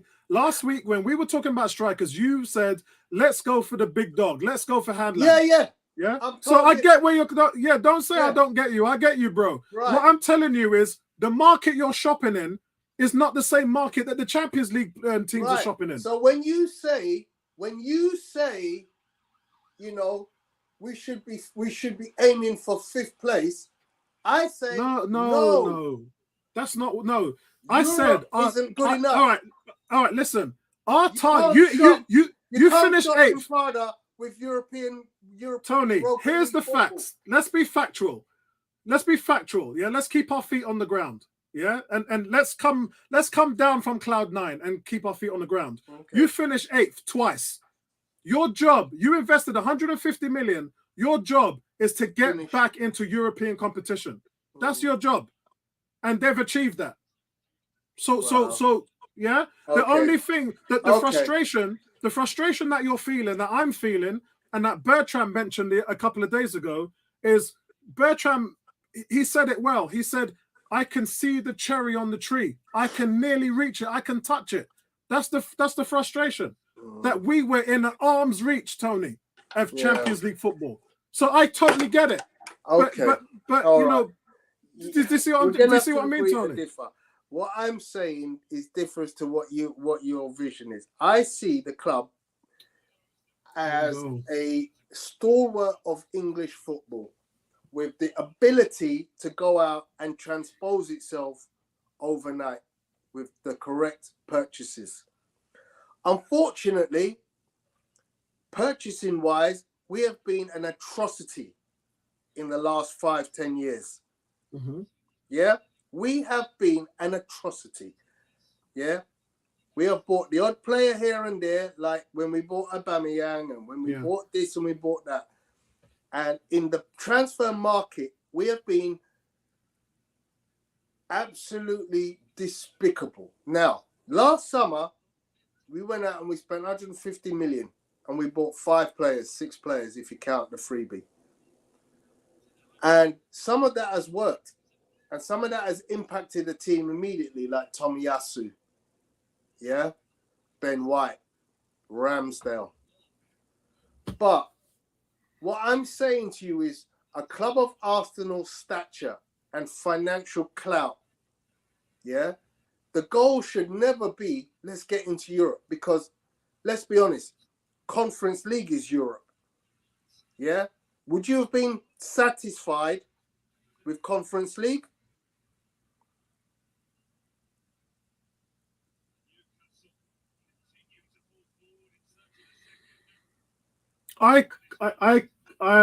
So you lost me on the first statement. That's why I'm in my head. You lost me on the first statement. I do agree with you on the second statement. I do agree with you on the second statement. Right. Yeah. Arsenal is a big club. But where I don't agree with you on is when you said Arsenal should be, if you're in your down years, your transitional years, Arsenal should be able. They've got the money to go out there and get back in the Champions League. That's not us. I disagree. I don't agree with you at all. When have we ever done that? Okay. Never, ever. Let me break that down for you. Yeah. We're about 2-3 points off of Champions League this year. Mm-hmm. And the reason we won't achieve Champions League primarily is because we've allowed our best players to leave the club. Yeah? No. Yeah. Those players weren't doing anything for us. Those players are the reason why we were in a hole. We're here because of those guys on the pitch, not because of the ones we let go. Let me tell you why we're in a hole. Because right now, the squad we have should have been good enough for Champions League. It should have been, but on your first statement, when you're talking about those veteran players, why isn't it? Why are we not? Why are we not? Why not? Because our manager has been culpable for mismanagement. It's not just the manager. It's Edu not bringing in the reinforcements that he should have. It's look, the players being burnt out. Yeah. Yeah. Okay. So let me break this down for you, my brother. Yeah. If you haven't got the reserves, right, but you've got a player who scores 20 goals and 18 assists in 2 seasons, and you can't find him a place on the pitch. Yeah. Who's culpable? Yeah, I agree. Who's culpable? Is that Edu's fault? Well, it would be the manager's fault because it would be the manager's fault. All I need to say. Yeah, it would be the manager's fault. If you have a slim squad and you get to a point in the season and you think to yourself, you know what?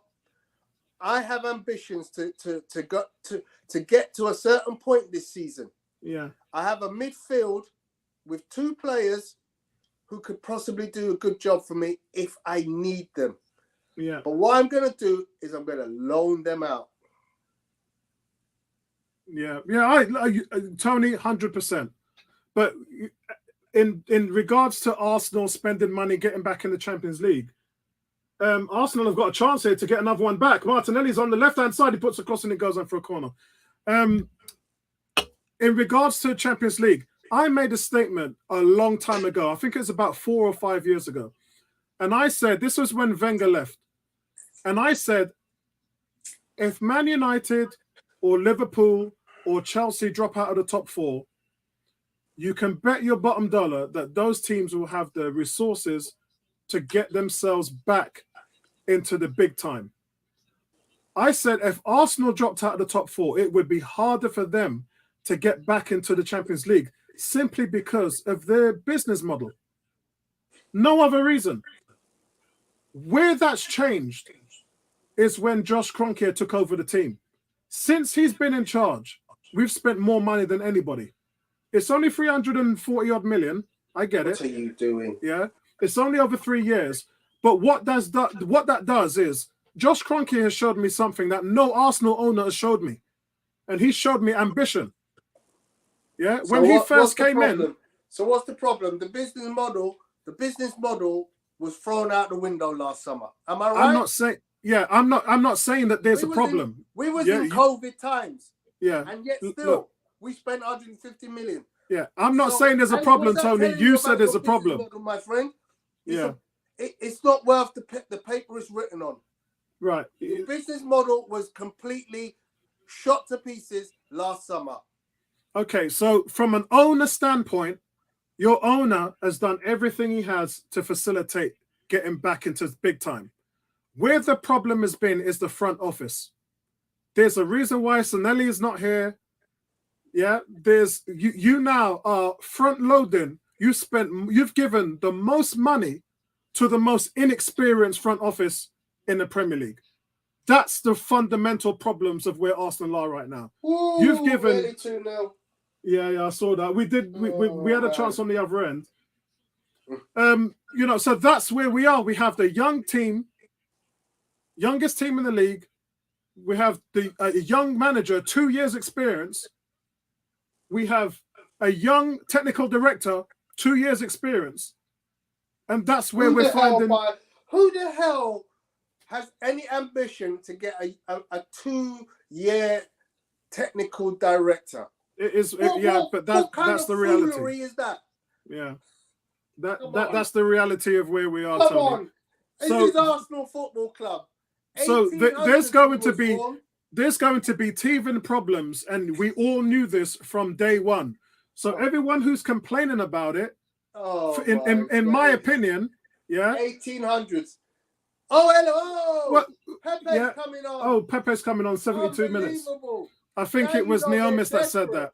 Now you know they're desperate. Yeah, they are proper desperate. Coming off. So when he's desperate, he puts on Pepe, predictable. Wow, he's desperate. And he's taken off a defender. This is just pure comedy now. I don't get that. Apollo, explain that logic to me. Gabriel comes off and you leave Ben White on the pitch?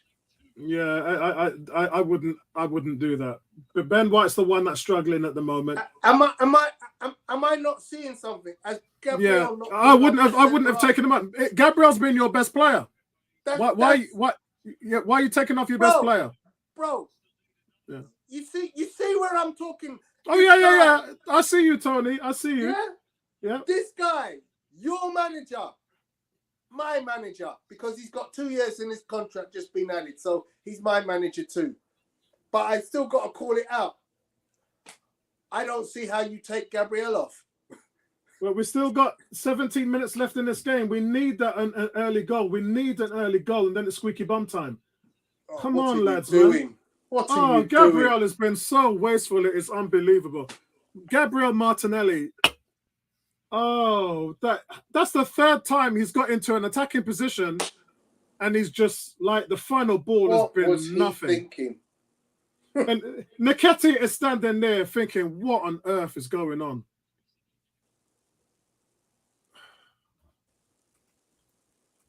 Nketiah is standing up there thinking, what have I got to do? Book him. You have to book him. God.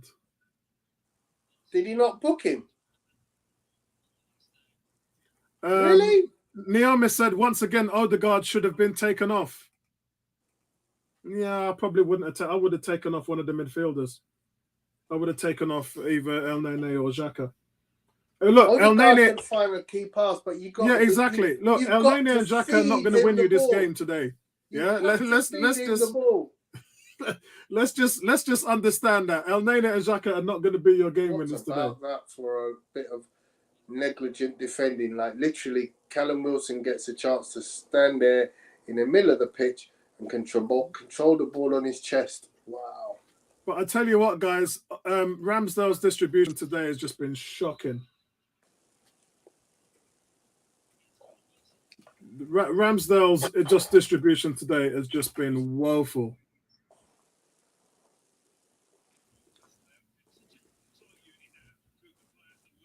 Oh man. Fresh legs for Newcastle. So yeah, this is if we don't win this game, we're not winning this game. Then I can tell you now there's going to be a problem, and I'm just telling you from what I've heard, from my sources, Colin at the London Coney. If we don't win this game, there's going to be a problem bagging Tielemans. I don't want Tielemans. Yeah, well then, wants Tielemans? Yeah, there's going to be problem bagging him. There's going to be a problem. I don't want him. Fine, Tony. Fine. Fine, Tony. Fine. There's going to be a problems bagging Gabriel Jesus. There's going to be a problem bagging any target that you had lined up who wants to play Champions League football. So therein lies the issue that I was trying to make clear to you, my friend. Your target can only have one target. It's just you've got to go Primark now instead of going to Halfords. You can't go and say, Harrods, sorry. My target is getting into Europe because the Europa Conference League is Europe. And I know nobody's going to be happy with that. Yeah? Yeah. The Europa League is Europe. And now you're saying we ain't really happy with that because we ain't going to get the players. We can't shop. But yeah, that's the market. We got to shop at Aldi's and Lidl's. One target, my brother. Yeah. You had no European football for a year. You can only have one target. Yeah, I don't know what they're going to do because I do know that the players that they were after wanted to play in the Champions League. So I don't know how you sell that. Saka just rolled over on the floor like a sack of potatoes. I don't know what was going on there. Maybe Bertram just summed it up. Saka is like a kid on the field. Kid needs a rest. None of you guys want Tielemans. No, I don't know. Everyone's happy with Xhaka, but they don't want Tielemans. I love this fan base. He's just as bad as Xhaka. We're talking about he's been involved in 9 goals. 9 goals, Tony. How many errors? Apollo? How many errors? Well, I don't know how much errors. No, I don't. I could tell you now if you want. Go ahead. I can tell you the person who's been leading errors for the last 3 years, and you know who that is. Premier League errors. No, I don't want to know historically, my brother. Yeah, that's what I'm saying. So the errors leading to goal. Number 1 is all positions. Let's take off goalkeeper.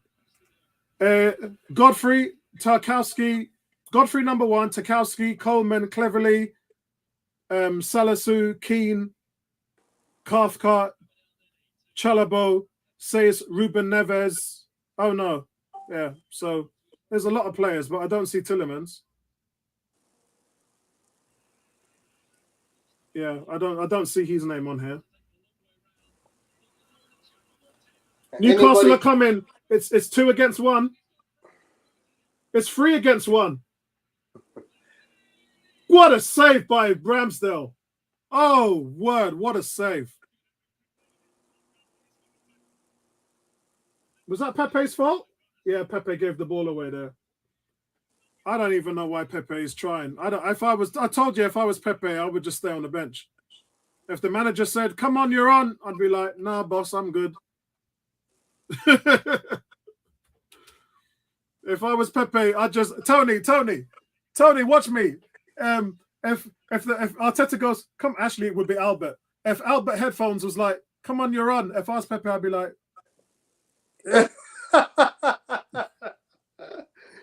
"Oh, dear." If I was Pepe, I would not, and I would have done that against Leeds. If I was Pepe, I would have just stayed in my seat because the team have already told you what they think of you.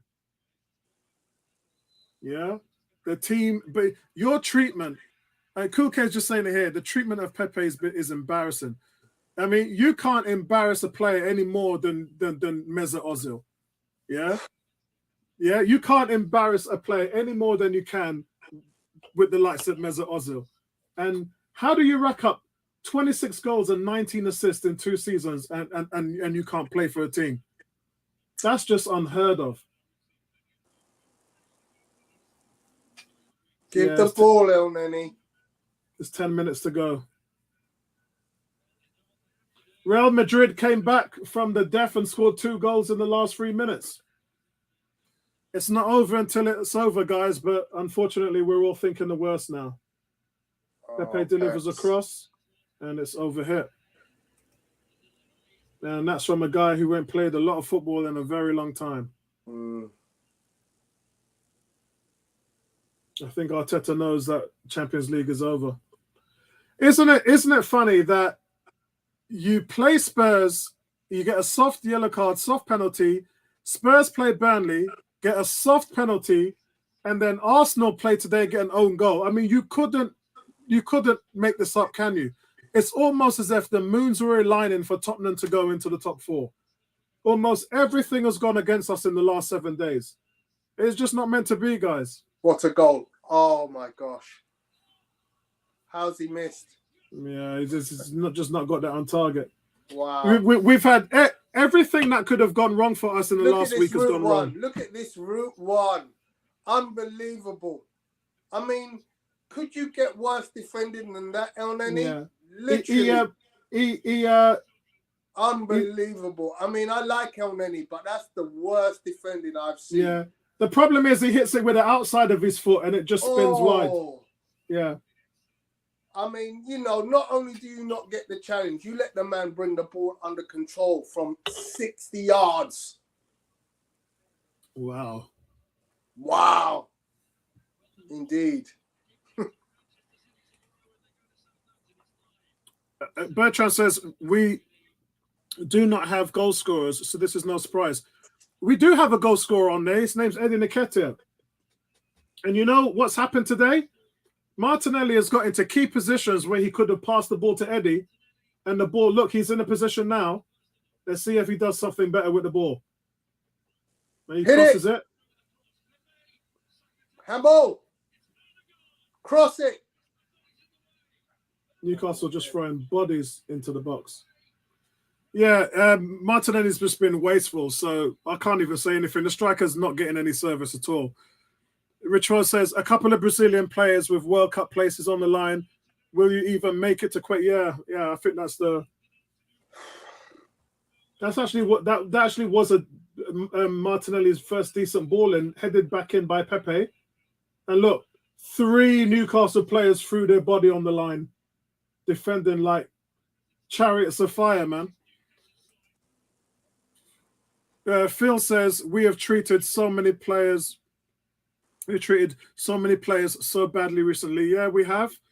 Some of that is probably by design, and some of it is uncalled for and unfair. When they came in, look, any manager, any one of you lot who's been a manager, you know that when you take a job, your job to your superiors is to assess your team. And you've got to come back. And you've got to say, go on, you've got to tell your superiors who should be staying and who should be going. What a save. Oh, that's just 2-0. I told you Yeah. it'd be 2-0. yeah. Yeah, it's over, guys. It's over. Guimaraes. Europa League for Arsenal, and that's all she wrote. Yeah, what a way to go out. Yeah, sad, but not surprising. And I certainly aren't going to be. I'm certainly not going to be dipping my head in failure because I've got to look at the season as a whole. And I think if at the beginning of the season, if you'd have offered me 5th place, I would have taken it. And I feel what Bertram's saying, and I wholly agree with Bertram. But at the end of the day, no matter where you are in the situation of 4th place, you've got to turn up and perform. And I said to Tony last week, our players are dead. They're tired. They're exhausted mentally and physically. They can't give you any more. Saka, I mean, Smith Rowe Smith Rowe's not even in the conversation. Smith Rowe scored 10 goals in the first half of the season and scored 1 goal in the latter half of the season and has barely started. He's been off the pace so much. Saka is knackered. Saka needed a rest in March. We're in May now. Yeah, we're in May. These guys got nothing left to give, guys. And there's only one person responsible for that. No, there isn't. There's 2 people responsible for that. Why? What do you mean, why? You have a squad, right? No, Edu and Arteta's responsibility is to go out and get players. Yeah, but and they didn't do that. Hang on. You've got a squad, yeah, for a reason. And I know it's a slim squad, but you can't play players 90 minutes and expect them not to burn out by the end of the season. Yeah? Yeah, I agree with that. So it's a very simple thing for me. I'm sorry. The manager is fully culpable for having not utilised the squad that he had. Phil is saying that Spurs might still mess up. They are Spurs. What, against Norwich? What would that be? That would be Spurs drawing and us winning, wouldn't it? What, against Norwich? No, yeah. It wouldn't. No, the draw's not good. The draw's no good. I don't know. I'm going to have a look at it now. I'm not even going to give myself any hope, to be honest.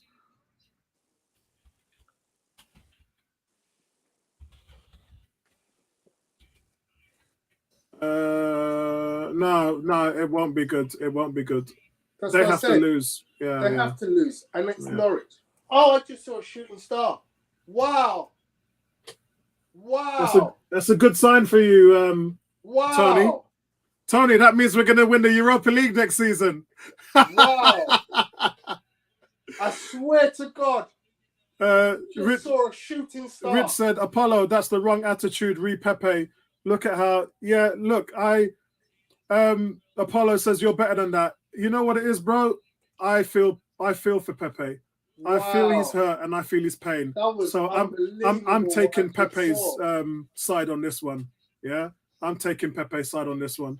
There was a player who did it at Man United, and his name is Anthony Martial, where the manager said to him, he didn't play him in 6 months. And because he had an injury and suspensions and a full squad, he said to him, go on, mate, you're playing. And Martial just looked at him and turned his head and sucked his teeth. Yeah? And that was them sticking 2 fingers up to the manager. So I think what's happened to Pepe has been unjust. So I'm going to stay with my opinion on that. I think that Pepe has been badly treated, and I will not begrudge anything that he does in regards to. I mean, you see like how he's playing now and how they put him against Leeds. I wouldn't have done that. You've already chastised. You've ripped the bones. You've ripped the meat off the bones of the player and embarrassed him all season long. Yeah. So yeah, I'm not gonna do that, Rich Poe. I'm taking Pepe's side on this one. Bertrand says we're not beating Everton. It doesn't matter, Bertrand. Doesn't matter whether we do or we don't. Yeah, it doesn't matter. Spurs can't lose to Norwich. Andrew says, I must confess, a certain individual on the forum has been very clear. Arteta is not the one long term. So my answer to that is any manager long term? Of course. The answer is no. Of course, no. How can you say that? Right, what's the longest? Right, let me go and find you who the longest serving manager is. Longest. You just made the most ridiculous statement I've ever heard. Oh, I'm about to back it up. Longest serving manager in the Premier League. 2022. Longest tenure Premier League managers. So I'm just looking through all the names. Thomas Tuchel, David Moyes, 3 years, David Moyes, 2 years, Mikel Arteta, Steve Bruce, Graham Potter, 2019. Graham Potter's been there 3 years. Brendan Rodgers, appointed February 2019. I don't know what you're doing. I don't know what science you're Dean trying Smith, to look at. I just throw 2018 is Frank Thomas. One name, and it's just destroyed your argument. Norwich City. Antonio Conte. End of argument. What does that mean, Antonio Conte? What does that mean? He's a long-term manager. If you didn't know it. Antonio Conte's not even been there for a full season. He's only been there for, 4 or 5 months? Is he a long-term manager or is he not?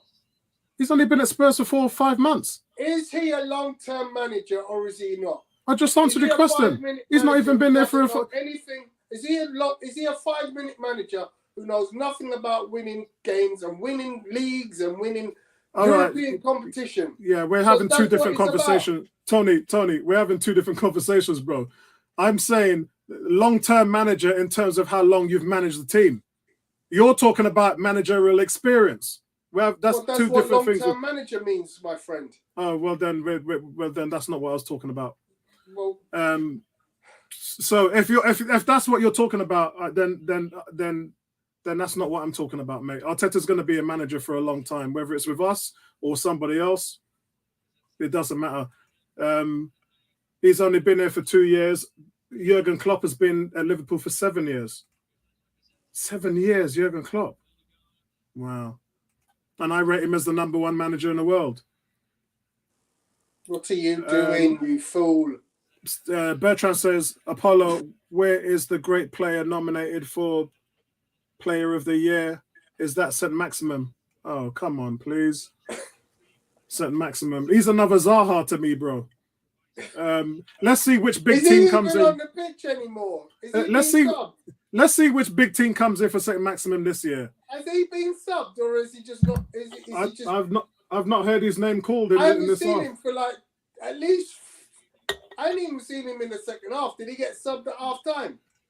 Yeah. Bertram says the manager said Saliba is not good enough and he just won Young Player of the Year. Well said. Yeah. Well said. That is your manager.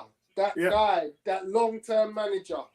Bertram said, well, he's not long-term. He's only been there 2 years. Bertram said Arsenal won the FA Cup and Arteta believed the hype. Guys, look, guys. Seriously, guys. Arteta's just taken the youngest team in the league and got them into Europe. And I can see some comments here like, come on, guys. Yeah. Okay. Let's get off the subject. What is going on with this fan base? It's obviously very emotional. It is. It's emotional. It's disappointing tonight.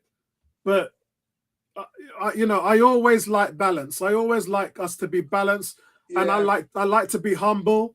Yeah, that's always been me. 5th place is guaranteed. We can't go 6th. So, let's be happy with what we've achieved this year. Bertram says it's sarcasm. So, I get that. I get that.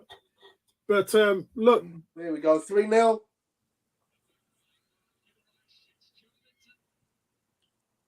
Should be 3-0. It's 6 minutes Joe, added on, so we've still got 2 minutes to play. Joe Linton is messing around. I don't know what he's doing. Yeah. It's sad that it's come to this though, guys, because we had so much hopes and desire, and you look back at those 3 games that we lost where we just wasn't competitive at all. But I can understand why, because we had nothing left in the tank. Oh, Eddie. I thought there was a handball there. Just too slow to move the ball. Oops, someone's getting a yellow card there. Apollo Conte walked in and got Kane back to form. Yeah, that's what I'm saying. Yeah, you asked the question about long-term managers. Yeah, but I took the question in a completely different range. Day in a week, bro. You've heard me on the Friday night shows say to Andy that I think Conte is top 3. Right. Yeah. So that was my point. Is when you asked the question about long-term managers, I was like, "What are you talking about?" Because I would have taken Antonio Conte any day of the week. Yeah, Bertram's right. He says we do not have a dominant, reliable player on our team, which is a problem. It is a problem. I don't know how they're going to solve it, because this team's going to take. I think this team's going to take a couple of years left to sort of get to be the finishing product. Bertram up 3-0. How did that not go in? Oh my God! Wow. Yeah, it's just target practice now. They should be 4-0 up. Yeah, because we've taken all those subs to go for it, haven't we? But they should be 4-0 up. Yeah. You know, what was I going to say? I was going to say, when it comes to player form, right? A really good player. Let's take Ronaldo. Let's take Messi. They don't perform every game. But what you do is you surround them with players who, when you need to give them a break, you know they will still do a job for you. Oh, unlucky Pep. Really? Yeah, but Tony, that's been it. Are we even surprised when we see the referee do things like that anymore? This has been an agenda from day one. And look, the league has got what they wanted, man. Oh, what a bad ball. The league has got what they wanted. Oh, Eddie, you got to hold that up. The league have got what they wanted. Game over. Yeah. Well, my player ratings are a 4 for everybody. Yeah, I'll be the same. Yeah. My player ratings is a 4 for everybody. And unfortunately, guys, it just looks like it's over for us. I don't have that much to say. Yeah, they did. They ran out of legs. They didn't run out of ideas. They just ran out of legs. Yeah. And I've been saying for a while no more legs. Them man there have been knackered. They've been working on gas for the last 4 games. That's right. Yeah, they've been on fumes for a long time. And actually, I said those 3 games we lost to Palace, Brighton, and Southampton. That was when there was nothing left in the tank. They were running on fumes. And the only reason why we got a dent of success is because we implemented El Nene. We implemented Nketiah. We put Rob Holding in. And those 3 players won us games. You got to look at these factors. We've ruined Pepe. This is all in one season. We've run Tomiyasu into the ground. Yeah. We've run Partey into the ground. We got a hobbled Ben White. Yeah. We've been fits and starts with Tavares. Yeah. Yeah. We've overworked Lacazette because he shouldn't have been playing for all that time. We underplayed Eddie Nketiah. And Pepe. Yeah. And El Nene, that's three players there, severely underplayed. Right. So when you look at the season and you go, well, how did you overrun certain players and you didn't play players who could have done a decent job for you? Yeah. Yeah. And that to me is purely down to the manager. Forget Edu. What I'm saying is, if you had said to me at January, should we take a punt and let Ainsley Maitland-Niles leave this January on loan? I'd have gone, nah, let's keep him. Let's keep him. Because you know what? He's a very useful player. He can play right back. He can play centre back. He can play centre midfield. He can play up, closer to the striker. He's a player that you just go, you know what? Just keep him around in case. Yeah? So And if I don't disappointed. feel that Pepe isn't going to be the answer for my team, I'm going to tell you what now. I'm going to keep Reece Nelson too. Oh, yeah, no question. We ain't got a squad. That's the thing. You give teams 25-man rosters. Yeah, I tell you, for anybody who follows American sports, I'm going to tell you what Arsenal have done. Right, start with basketball. With basketball, you have 5 men on the pitch and 12 men in your squad. This is like a top basketball team going into a season with 7 players. Yeah, that's what it's like. And you know what? You know what this is? This is also in basketball terms. This is saying, I only need one center. Yeah. Essentially, the most integral part of my team is I must have a center. You have to have your bigs. You need to have bigs. Yeah. Some teams play a pivot or 2 centers in the same game. Yeah. Like anyone's playing with Kevin Durant. Kevin Durant is 7 foot. Yeah, that's right. Just shy. Yeah. Yeah. And you still play a center with him. Yeah. That's what Arsenal have done. That's what they've done. I think we with no striker. Yeah, I think we can all agree that January was the biggest mistake and the catalyst for us being at this point now. And it's frustrating because we could all see the wood through the trees. We saw Champions League football right there in front of us. Okay, we're not there and we're in Europe. So as far as the front office can look back at the season and assess it, they have achieved their goal. Yeah. But as far as what you could achieve. Yeah, and remember, guys, this is the first time Newcastle's beaten Arsenal in years. Exactly. Let alone scored against Arsenal. Scored against them. They ain't scored in 9 games. Right. So this season, we've lost to Everton, and we've lost to Newcastle, and we've lost to Brentford, and we've lost. You just look at the games we've lost, and you just go like, really? Scratch my head moments where you go. You just can't. You got 25 men in your team to choose from, and you can't wither yourself down to 18 players and 4 of them being academy players. So here's my question: Saliba shouldn't have gone, but I get the reasons. It wasn't down to us. It was his agent and the player wanted out of it. No, that's not true. So you can't say that. I'm telling you what I've been told at the ground, so I don't know who's told you what, Tony. Yeah. Okay, You can't get rid of now. You can't get rid of Maitland. Let me explain something to you. If you say to the player, "We're going to send you on loan," then he chooses. I want to go on loan to France. But if you say to the guy, "I want you in the first team," he can't go, "Oh, I want to go on loan to France." All right, but Tony, Tony, if a player goes on loan, that's the player's decision because they're not getting enough player time. 9 times out of 10 at Arsenal Football Club, when a player goes on loan, it's the player's decision. Now, the management can say, "No, we need you." So there's that fair criticism that the team can stop you from going on loan. They can also call you back early from loan. Arsenal haven't done that. They haven't, when El Nene was being mistreated by Emery, he wanted out of it. Yeah.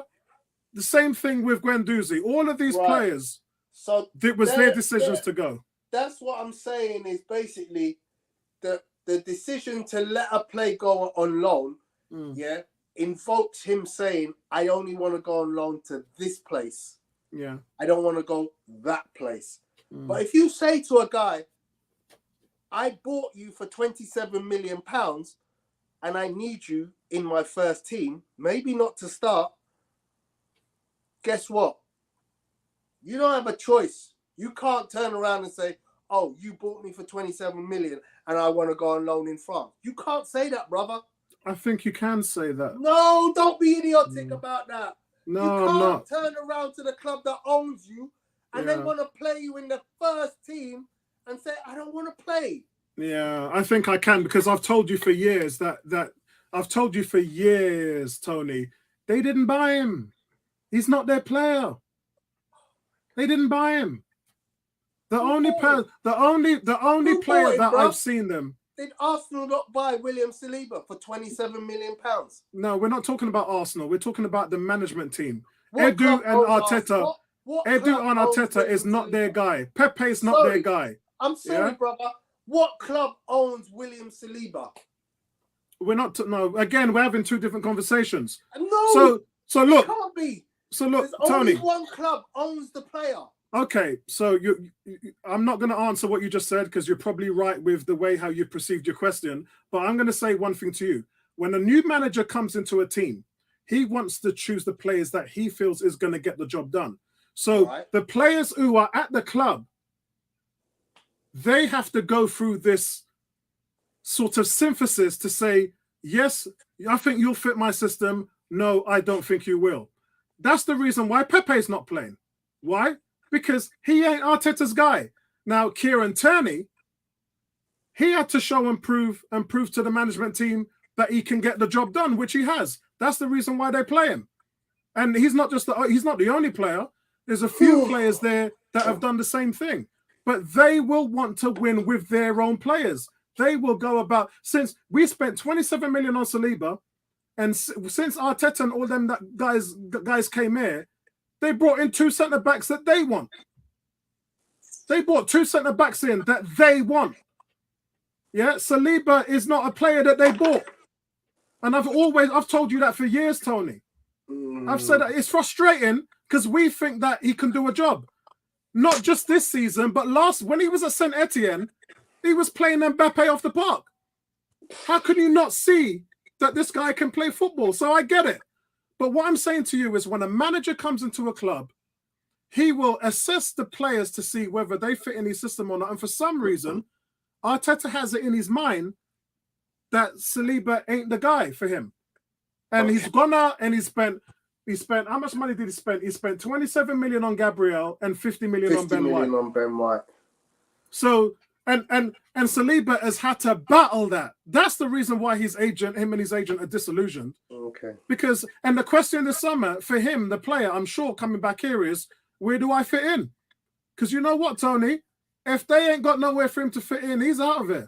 Well, I mean, clearly they don't want him because, you know, you let him go and perform the way he's performed, gain a place in the world champions. Yeah. The world player of the year, young player of the year, Tony. Right? And you not only did that, you became a player for the world champions. Yeah, your team is now in the Champions League, by the way. Yeah, because Marseille are in the Champions League. That's right. By default this weekend, I think. Yeah. I mean, if you come back to Arsenal this summer and you're Saliba, you've essentially dropped the mic. You've walked into Arteta's office and Edu, and you've said to them, "That's what I can do. That's what you missed." And you'll hear the same rubbish you hear from some Arsenal fans saying, "Oh, it's the French league," or as Bertrand would say, "It's a bush league." Yeah, you'll hear the same old rubbish that you'll hear by people saying, "Can he do it in the Premier League? Because it's only the French league." They say that about Pepe. They say, he done well in the French league, didn't he? No, he did well over here. He did well over here, and he backtracks and defends as well. But I think it's a lot of politics. I think politics comes into it as well, because you sign them two bookends like Smith Rowe and Saka, and you built them up to be the face of the fan base. Yeah? It's like when you draft a quarterback out of college and you pay him the big bumper deal. Come on board. Come on. Let's have that conversation before we close out for tonight. I know you want to jump on. I know he's there listening. I don't know if he's working, but I know he's listening. So he's probably finished work now because it's 10 o'clock. He's probably finished work. Okay. If you can jump on quickly, come in and give us your views on this one. But if you're not coming on, send a message that you can't come on, because Otherwise, we'll just call it an early night because let's be honest, there's not a lot else to pick apart other than where it all went wrong for us as a club this season. Yeah, exactly. It's the reflection, Tony. It's to reflect on what could have been. Yeah. Niam is saying, I can believe Saliba wanted to go on loan. Yeah, he asked for it. I told you guys this the day before he went on loan. I said to you guys that Collins just said to me, there's a meeting tomorrow with Saliba and his agent to go and see Arteta. I told you that the day before the meeting. And straight after, what happened is they were out of there. They were like, what's happening? Where are we? Where do we stand? And once they knew what Arteta's plans were, which, again, we know he was going to buy Ben White, they were off. They were gone. Yeah, they were gone. And I don't know what the conversation is going to be this year. Saliba's going to walk in there. He's going to drop the mic. He's going to take his award and put it on Arteta's table and see, young player, drop the mic. Walk into the office and say, boss, you said I weren't good enough and I need to, I needed to get more experience. That was your words. Yeah. I said I wanted to go and play for a team that was going to go in the Champions League, and we did it. That's what we did, yeah. And that's what we did. And I've got this award here, Mr. Manager, that tells you that I think I'm good enough to play in your team. Yeah. And really, it's going to be that. Look, and we're going to need centre-backs, guys. You're in Europe now. You're going to be in League Cup, FA Cup, European, And guess who we're going to lose? Mavropanos is gone. Yeah. Well, Guendouzi's already gone. He's already gone. But your squad is so short. Your 18 players is so short. El Nene, Nketiah, and Lacazette leave. So you're down to 15. 15. Yeah? So Leno, you're 10 players down. Leno, don't forget Leno. He's got a year left on his deal, but he'll probably go. He's gone. He's not staying around. He's not staying around. It's World Cup year. He ain't staying around. Yeah. He's the number one in most other teams. Well, I mean, last time I heard that Newcastle were interested in him. I didn't hear anything else about it. He's the number one in a whole bunch of teams. Yeah, that would be a good deal for Newcastle. If Newcastle go out and get a Leno. Yeah. Yeah. You think about that. Deal. You lose one season, you lose Martinez, and then the next season you lose Leno. Wow. That's all I can say. Yeah, wow. But Bertram doesn't believe my sources at London Coney. That's great, Bertram. What did you hear, Bertram?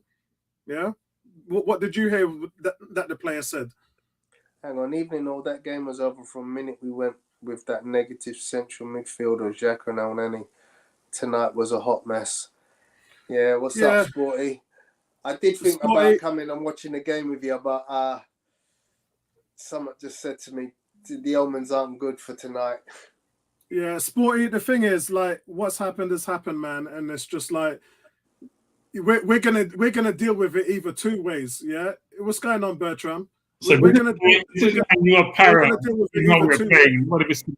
We're gonna go, as Tony said, the fan base is either gonna go into meltdown or they're just gonna sit back and reflect on what could have been. And but tonight, you've got the eye on the prize. You've got 2 games that you got to win, and you just don't turn up. And like I said, that could be for various reasons. The players just don't look at they haven't looked at the ballpark for a long time now. So it doesn't surprise me. The performance I saw tonight, we've been seeing that for a while. So that doesn't surprise me. But what surprises me is that when you give someone the opportunity to play in the Champions League, you would expect to see something. You're in the 12th round. You're losing on points. Actually, no. In the league, you're ahead on points. You're actually in the 12th round and you're ahead on points. And you don't show anything. And that's the disappointment for tonight. But like I said, man, I've been saying for weeks they've got nothing left in the tank.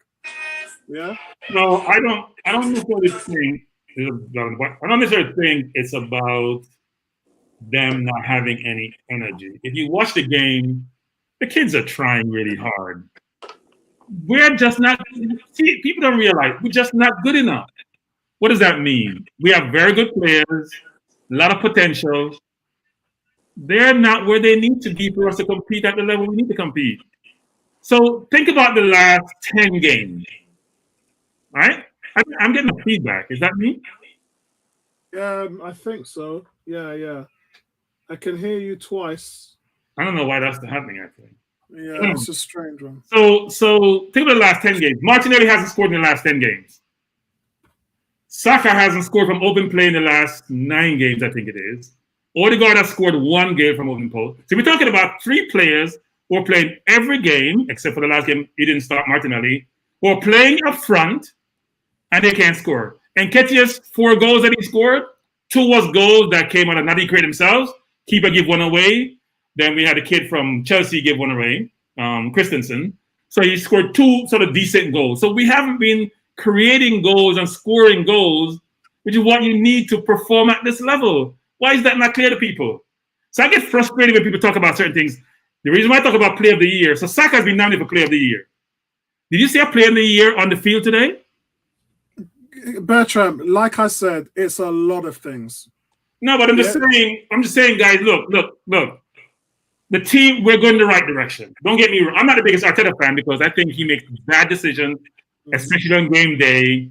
He makes personal decisions. He's unfair when it comes to personnel. He has his favorite.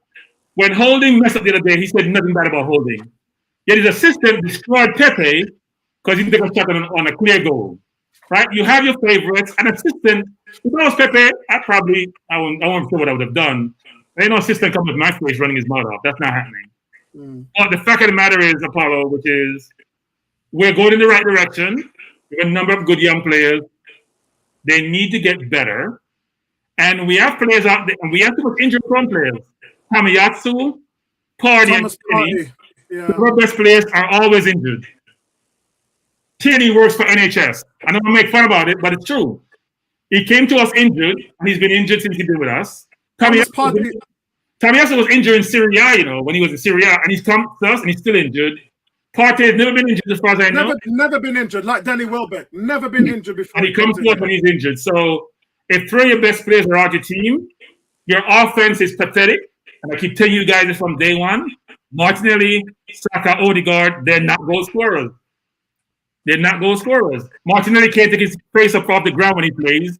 Always make better when he passes. Saka has no shot. Skillful player, don't lose the ball, he has no shot. Can't shoot with left foot or right foot. And Odegaard is slow. Tony was saying today, Odegaard made 2 key passes. Tony watched the entire game, he can't run. He has no athleticism. So Bertram, you know what's impacted? Yeah? You know what's impacted your frustration is, and you've been talking about the lack of goals and stuff like that for a while. But you know what's frustrated me over the last 2 months? It's that we haven't kept a clean sheet in our last 10 games. That is what's hurt me. Apollo, I've always said this, Apollo. Your offense help your defense.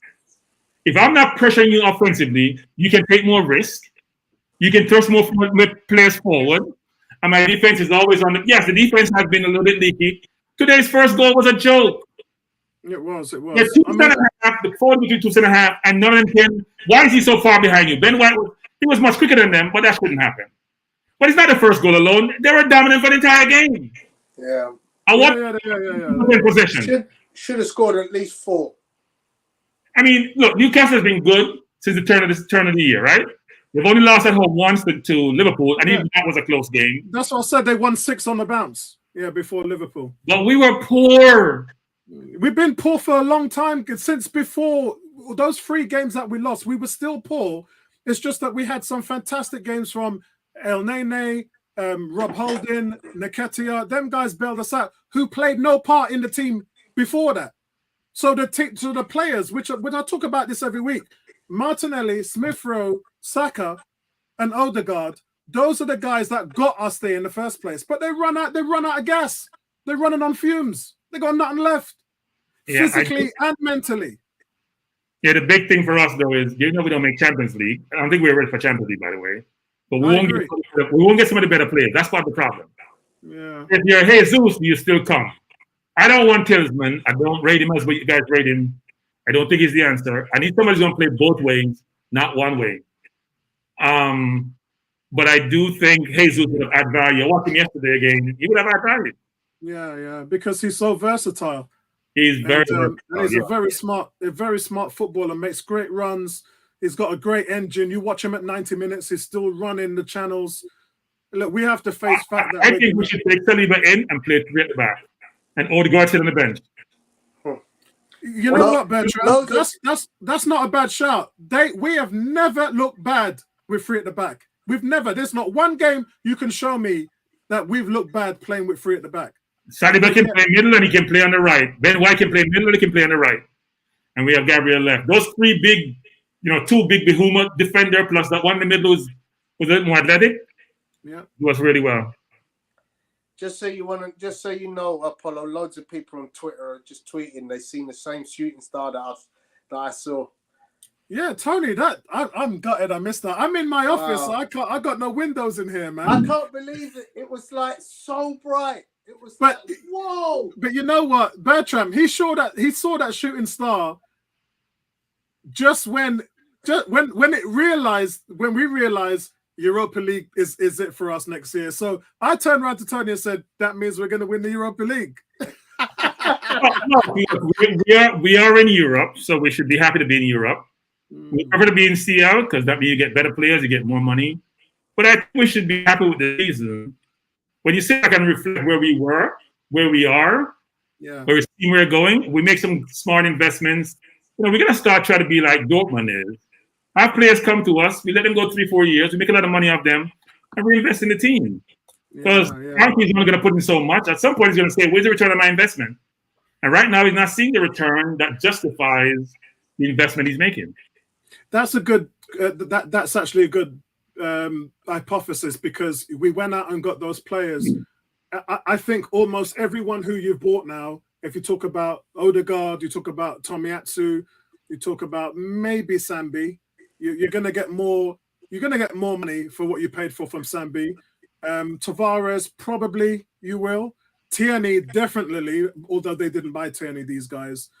But you're looking at the players that you brought in, and you're gonna, if you was to sell them, you get a lot more money than what you paid for them. So I agree with that.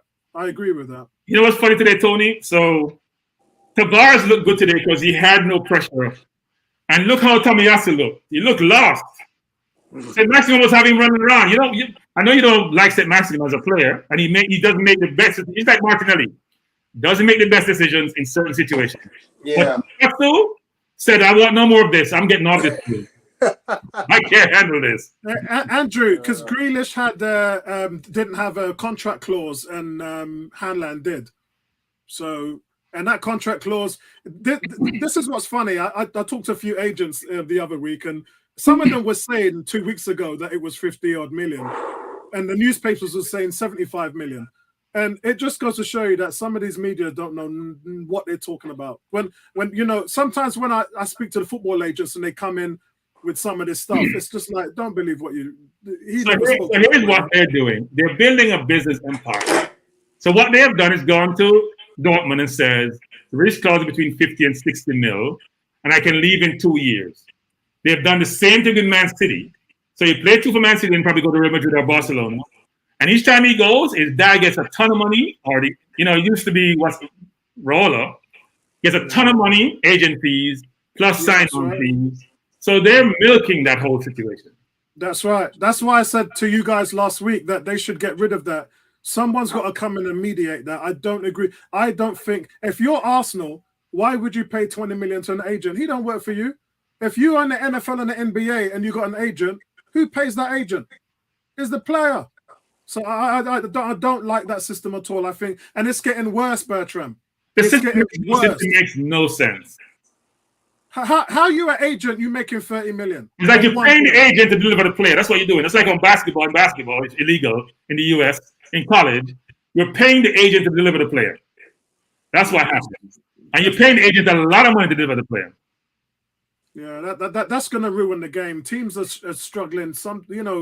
And that is going to be a disparity between the top teams and the mid-table team. Do you think a club like West Ham can afford to pay 20-30 million in agent fees? Yeah. Do you see what I'm saying? They have a new Czechoslovakian owner who is supposedly a billionaire, so we'll see what they do, how much ownership stake he takes, and how, because people may have the misconception, Apollo, which is, if I'm a billionaire, I should just pour money into the club. No billionaire who makes their money the right way does that, unless you have oil money or you're a Russian oligarch. Most billionaires make their money the hard way, so they want to return on their investment. That's not a smart investment.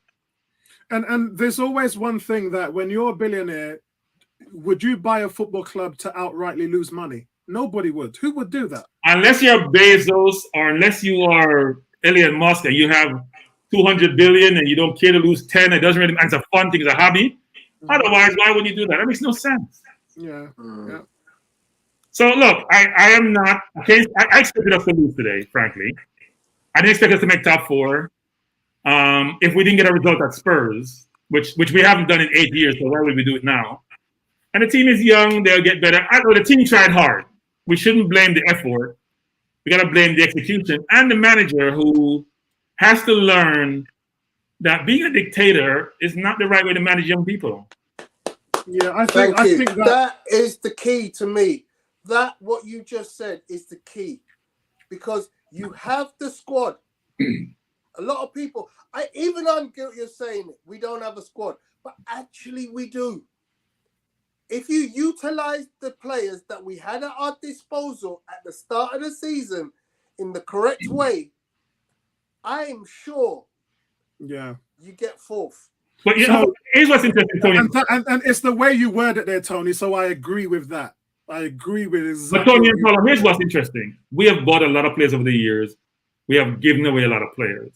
The few players we have we could make really good return on, we've also given them away. Guendouzi and Mavropanos.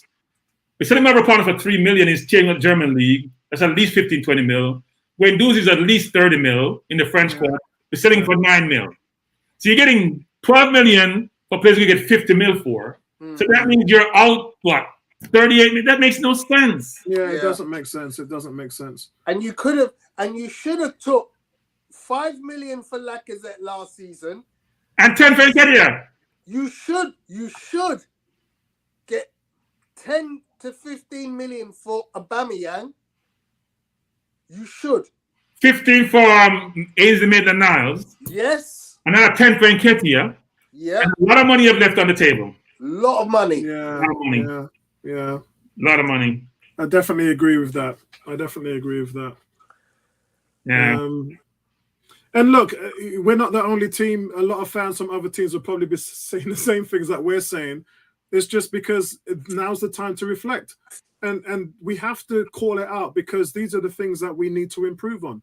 There's one thing saying you want to be in the top 4, but you look at the teams at the top 4 and see how they're managing their teams. That's the level. You need to aspire to that. There's fundamental changes that you have to have in your front office if you're going to be a big team. If you keep making the same mistakes, then you're not going to aspire. You ain't. The league only gets tougher, guys, because Tottenham has Conte, and he's going to force Levy to invest. He has no choice. He's going to leave. So that top 4 is going to be hard to get into. Then you have Man U with a new manager who's going to give a ton of money to invest. Newcastle. You have the big elephant in the room, Newcastle. Yeah. You saw them today? They look decent today. And they haven't started investing yet. They only invested to stay up. Now they're going to start investing strategically. And when they start spending, that sovereign fund they have is 600 billion. If they take out 10 out of it, they haven't blinked a little bit. They can spend a lot of money and circumvent financial fair play by saying they're advertising. Well, same thing that City does. It's going to be tough. Next season, Newcastle are going to be the Santa Cruz, Adebayor, Clichy, Rubinho, Tevez. Yeah, that's the Newcastle that they're going to be. And when you remember how Man City was at that point, they hadn't won a title yet, but they were playing some damn good football, and they went through Mancini. They went through a couple of names. They look good today. Yeah. No, we make teams look good, but they look good today. They're big, they're strong, they have ability. Callum Wilson was running us crazy up front. Can I say though, Kieran, Kieran. I don't think we've been this poor in all the games we played previously. Even Brighton and Crystal Palace. No, we're poor against Crystal Palace, Tony. We're poor. We're in that game at all.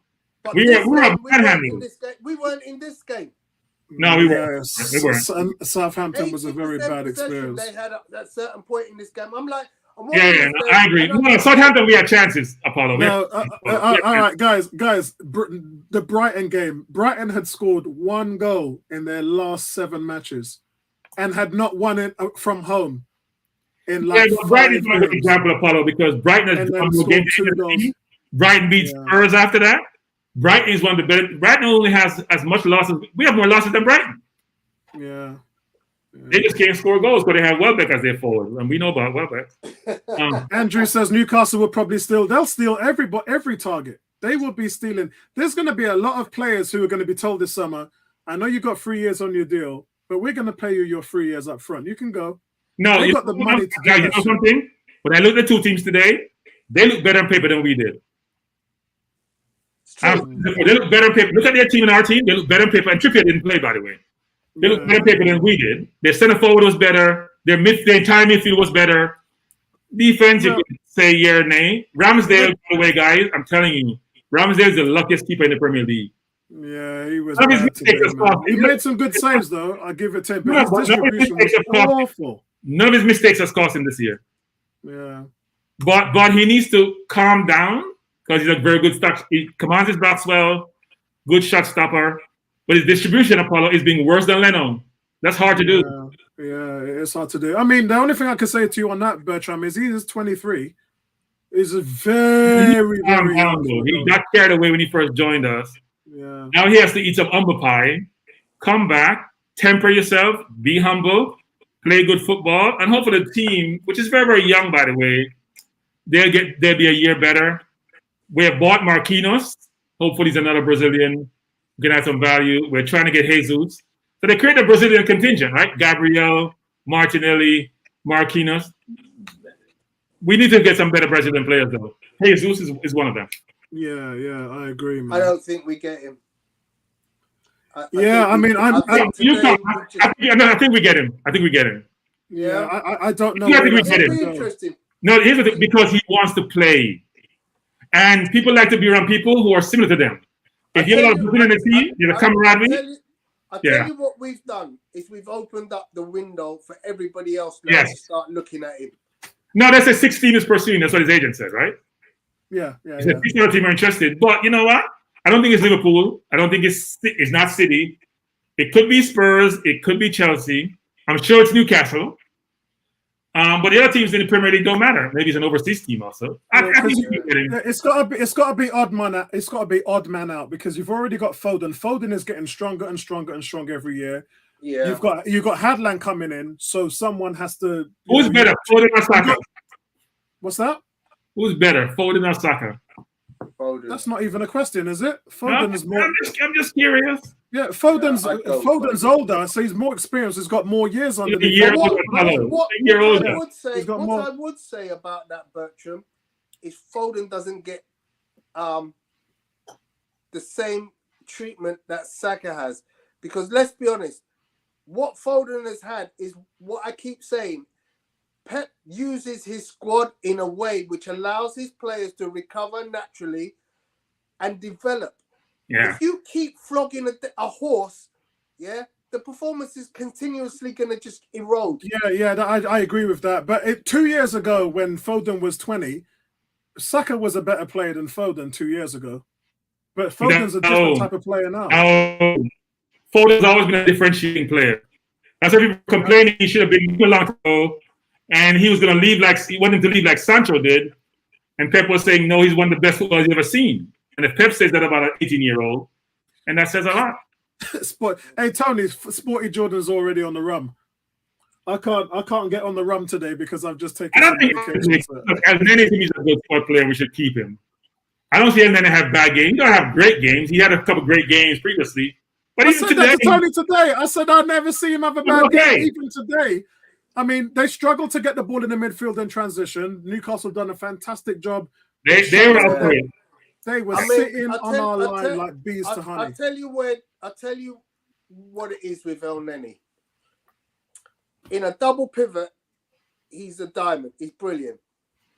As a single pivot guy, you can't do that. You can't replace Thomas Partey with Mohamed El Neni. Yeah. Yeah, no, I agree with that. You can't do that. But if you put him in a double pivot, he's brilliant.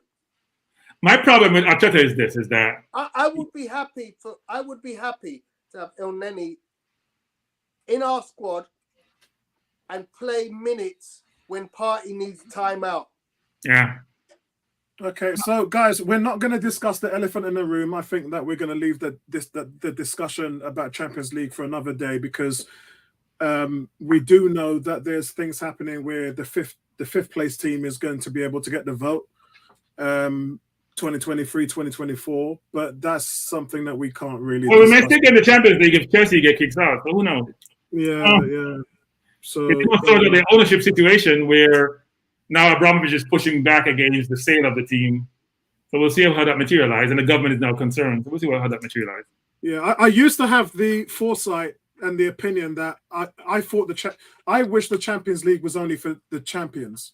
But as things have gone on down the road, we can step back and look at the Champions League, and it is a very entertaining competition. So I don't actually mind that they're letting more teams in, because they have to do something, because the Super League is scratching at their heels. They got to change this shit up, man. What they have right now can be a lot better, and it can have more teams in there, and everybody's happy. So I don't have a problem. A lot of fans are saying, yeah, now you're going to let 5 teams in. That's 25% of the Premier League.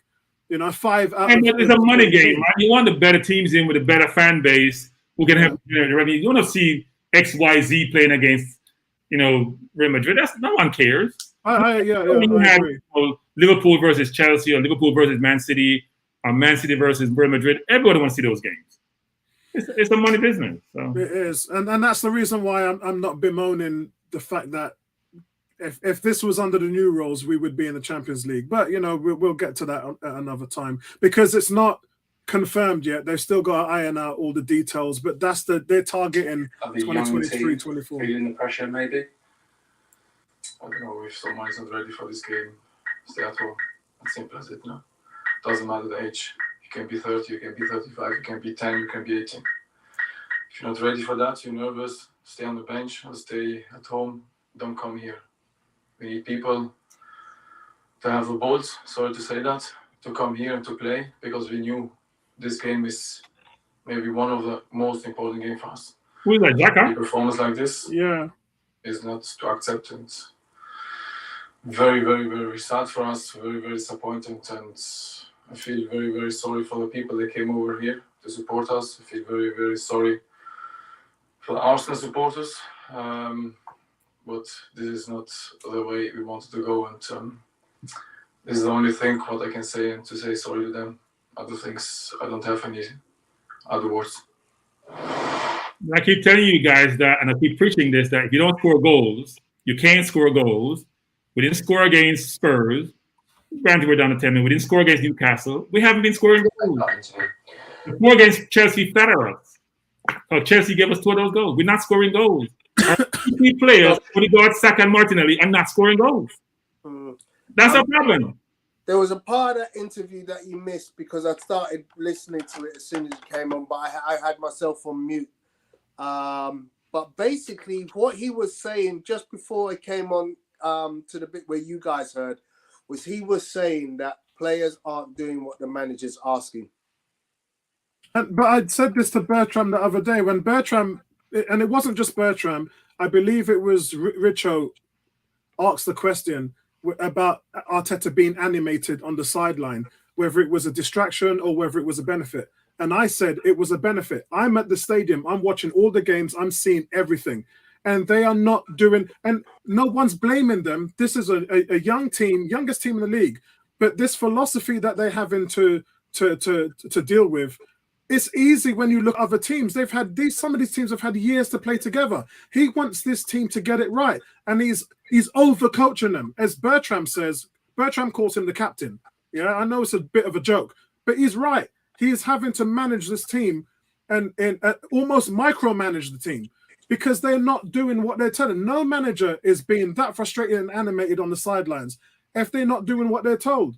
And this goes back from Emery to Wenger, where the players, Wenger used to come out, he wasn't animated. Wenger used to sit in his chair and do nothing. But after, at the end of the game, Wenger would say that wasn't what I told them to do. We lack discipline. Wenger's teams were the worst for discipline. They might have been one of the best for playing football and the most expressive, and that changed when we started losing leaders. Yeah, because that Invincible team were a team of leaders. They knew what to do. They didn't have to get out of bed and motivate themselves in the morning. But this, over the past 5 years, these teams have, and they're not good enough. And if you can't Apollo, in a situation, I'm gonna say this. So when we had a conversation the other day about a captain, you guys tell me about how important the captain is on a football field and what the captain does. So if you're not doing what you're supposed to be doing, the captain represents the coach on the field. So when it's against Spurs with Holding, did the captain talk to Holding and calming reposition? Did the captain the team, the field, and you know what, we do X, Y, Z? Is that the captain's job? But you say the captain is important on the football field. So where's the captain? Well, look, Odegaard was being very vocal today. You can see that on the pitch. You can see that when he's running. He didn't vocal to himself, but he was poor. He didn't talk to himself. But I think this is a different conversation. I think the question here is definitely one that Richo posed, which has to happen. They're not. It's hard for you to grasp what you're supposed to be doing at all times until you play in a system and you're fluid in the system and you're comfortable in it. I mean, this year we've had so many changes as well. These things take time, and I'm not making excuses. All I'm saying is, as time goes on, we'll be more comfortable, we'll be better, we'll be thinking and playing rather than just reacting. Right now, it seems like we're reacting. We're reacting to everything, and when you're reacting to something, just in the same way like how a quarterback is, yeah. Some quarterbacks can do checkdowns like that, yeah. Some quarterbacks struggle with it. And it's just, if you're not comfortable with a system that you're in, then your play will be erratic. And that's just human nature. You know, Paulo, Mike Tyson says everyone has a plan until they get punched. Everybody come with a plan about what they're doing until they get hit and realize, oh my God, that's how it is. So when you're on the field, whatever plan you have, if people are playing the ball around you, you can't execute. Yeah, that's He's right. running around like your head cut off. So he may have a plan. Where does he change his strategy during the game? Where does he realize, you know what, against Spurs, I can't pass Spurs. But the other isolating Son and Holding. I can't do that. That's stupid. I can't be up the field like today where Wilson can run behind us. We're not quick enough. So I got to play deeper. Where is that strategy? Yeah, I mean, it's been there, but it's also been missing as well. And I think this is why I said to Tony, a lot of other fans from other teams could probably say the same thing about their teams. It's different with Arteta because he's only got 2 years experience. But I've seen you go away to Wolves, a team that I didn't think we were going to beat. You go away to West Ham. You go away on the road to Aston Villa. I didn't think we were going to win those games. I didn't. But the tactics implemented on that day. Attacking potency that Spurs have, or are at home like Newcastle is, and haven't really lost all year except to Liverpool. And it was a 1-0 loss, right? They haven't really played really well. You got to change your strategy to allow you to have a chance to win. Now today, Newcastle was just better. No matter what we want to say, we're just a better team. Yeah, and again, and how long has Eddie Howe been managing? Is that not a damnation on Arteta as a strategist because he's getting his strategies wrong? Oh no, that's Tony. He's been a manager for 2 years, Tony. Tony, it was imbecile to play Spurs the way we did. It made no sense. First of all, in the 27th minute, and I think I texted us Case in the thing. I said, take Holding off. It was very obvious he could have got a yellow card before he got the yellow card, the second yellow card. And what did I say to you? Conte would have taken him off. There's no doubt in my mind. You know what? At some point in the game, Sonny's going to be isolated on Holding, and he's going to get him sent off. Yeah. Conte's got a bench. I said to you, when you put that comment on there, I said, who's he going to bring on?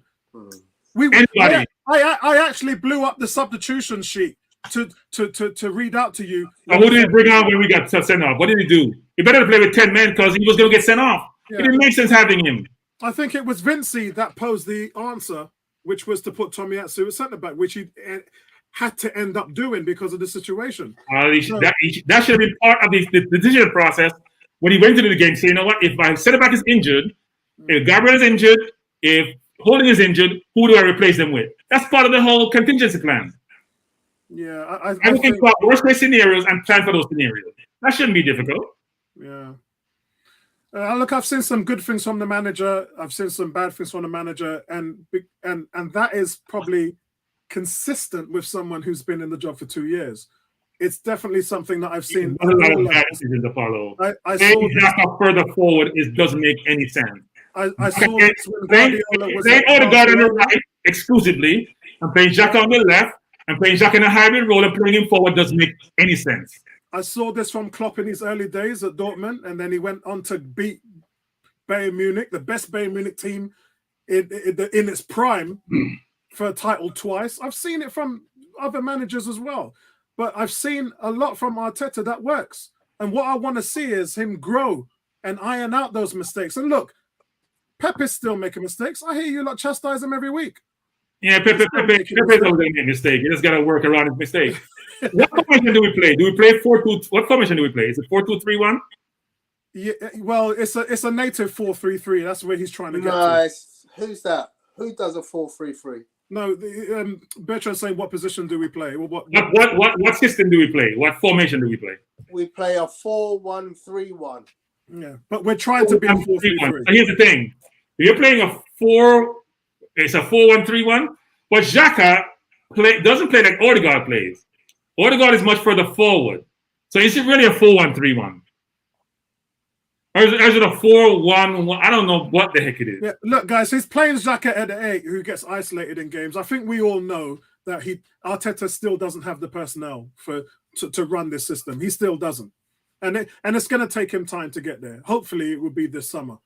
But, look, overall, I'm not going to chastise where we are. I think 5th place is an achievement.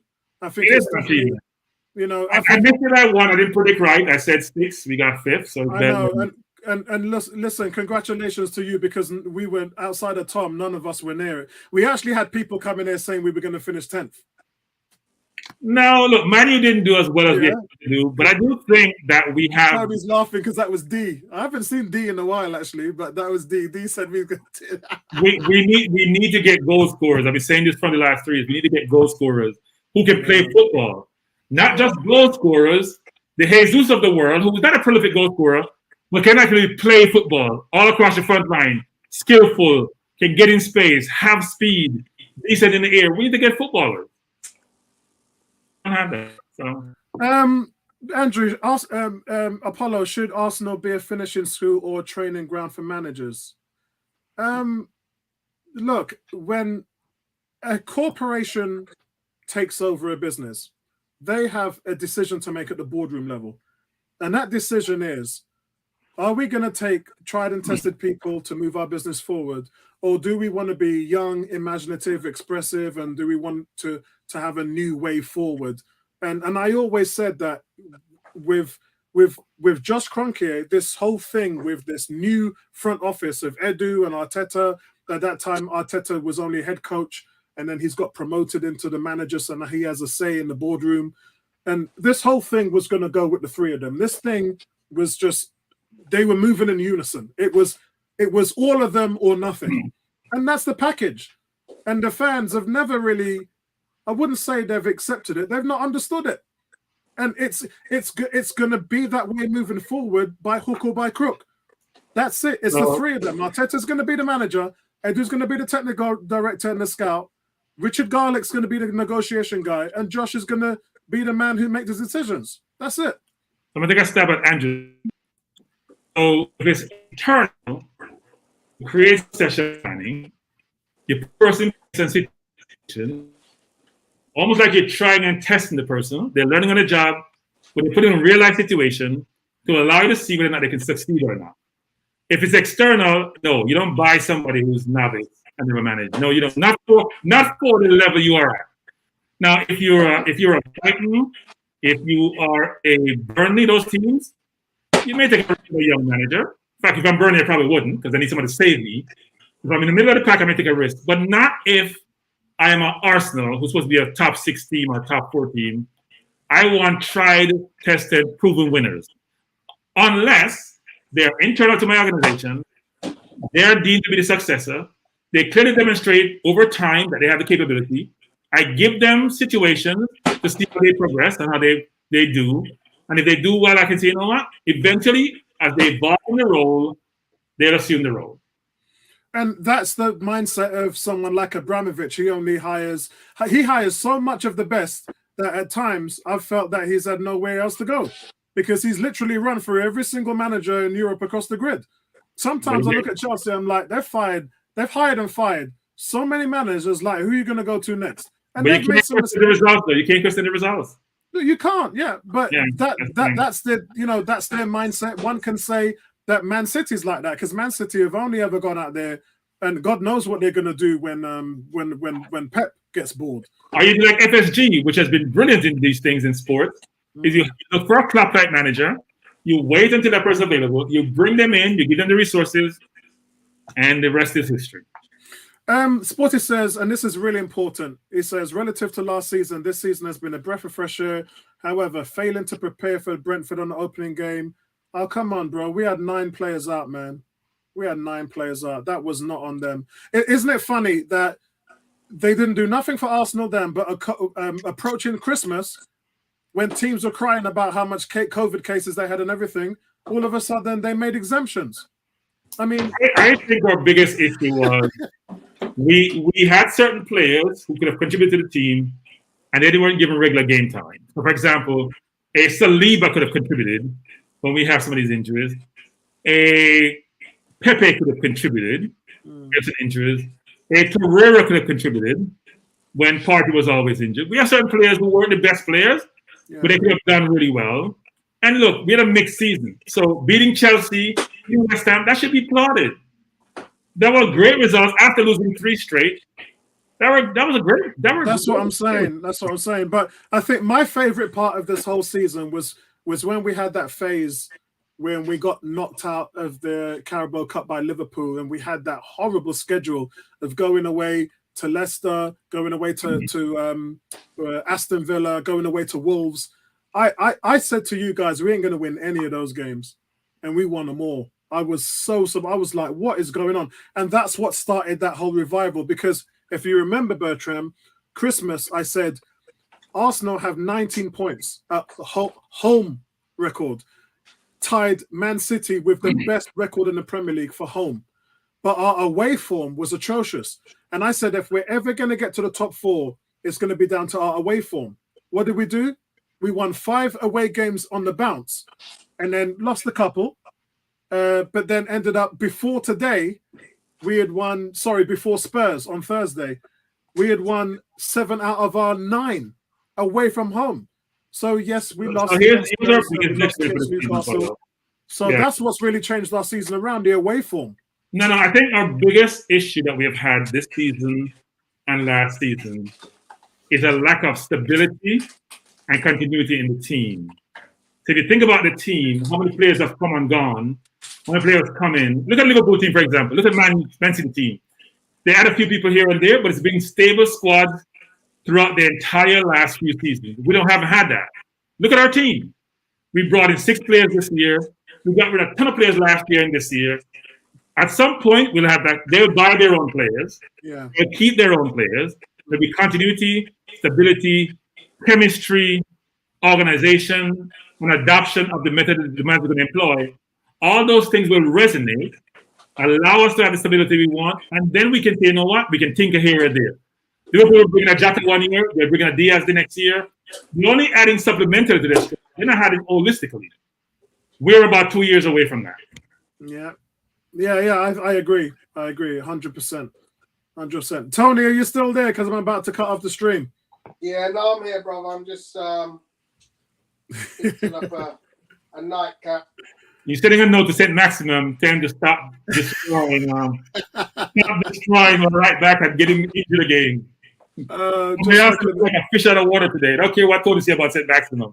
He had him on skates. He had him on skates. It's all very well having a guy on skates, yeah? But what's power without control? Tony, he almost scored, You saw the stand that Ramsdale made to the right when he dived he almost scored. What are you talking about? And plus, you know what? It created pressure on us. So then Ben White have to go over. Between him and Wilson, I'm telling you, next year, if they have those players and they buy a few more players, we're going to struggle to keep up with Newcastle unless we invest wisely. But let's address the minimum question. Would you buy him now? No. You know why? You know why? I need goal scorers, Tony. I don't want anybody, but I need people to put the ball in the net. We can't score. I can't buy somebody not scoring enough. I need goal scorers. I need goal scorers. They're hard to find, but I need them. Saka, not the answer. You know, guys give me a hard time about this. Saka and so to a lesser extent Martinelli, they don't score enough. They can't be regular every week if they don't score enough. I'm sorry, you can't be. Yeah, I think that, like I said, I mean, the biggest thing that's let me down in this running is the defense. No, Apollo, please stop. Newcastle, Apollo. we let in 3. We let in 2 against Brighton, 1 against Southampton, 2 against Chelsea, 1 against United, 1 against West Ham. Even the games we were winning, we were letting in goals. Leeds, and then 3 against Tottenham and 2 at Newcastle. We haven't kept a clean sheet in 1. We haven't scored 60 goals all year. 6, we 7, haven't 8, scored 60 goals all year. I'm sorry. Our scoring is atrocious.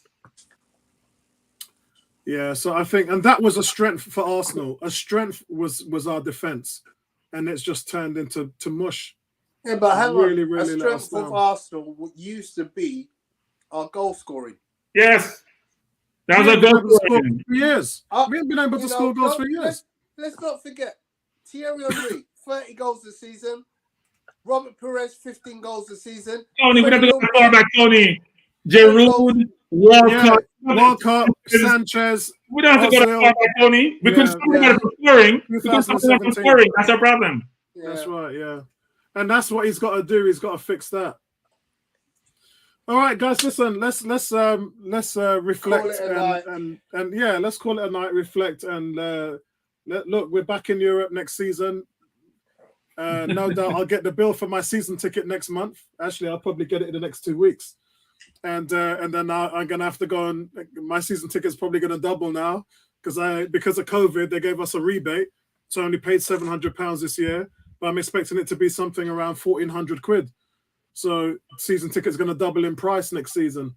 But you know, at least we gave up 47 goals this year. Spurs gave up 40. We only scored 56 goals, you know. And but that's what I'm saying. Before Arteta came in, we gave up 51 goals on the Emery and 51 goals on the Wenger. And with Arteta last year, 39 goals, which is third best defense in the league. And this year, you just said it right there. And a lot of that has got to do with our running. We've been atrocious. Defensively, West Ham scored more goals than us, and West Ham 10 score goals. Antonio's probably scored about 6 goals all season. Our defense has crumbled. Yeah, and there you go. Thank you, Sporty Jordan.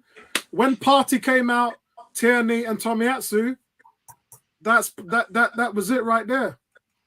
That was the foundation. Tierney played this year? I can't remember any. I was struggling with Tierney. Yeah. Anyway, listen, guys. Listen, thanks everybody for joining the stream tonight. It's a tough one, man, but you know. Yeah, you're at the game on Sunday. Can you set a stream up for us? Because I think we should just, if we can, I'm happy to host that. If you can.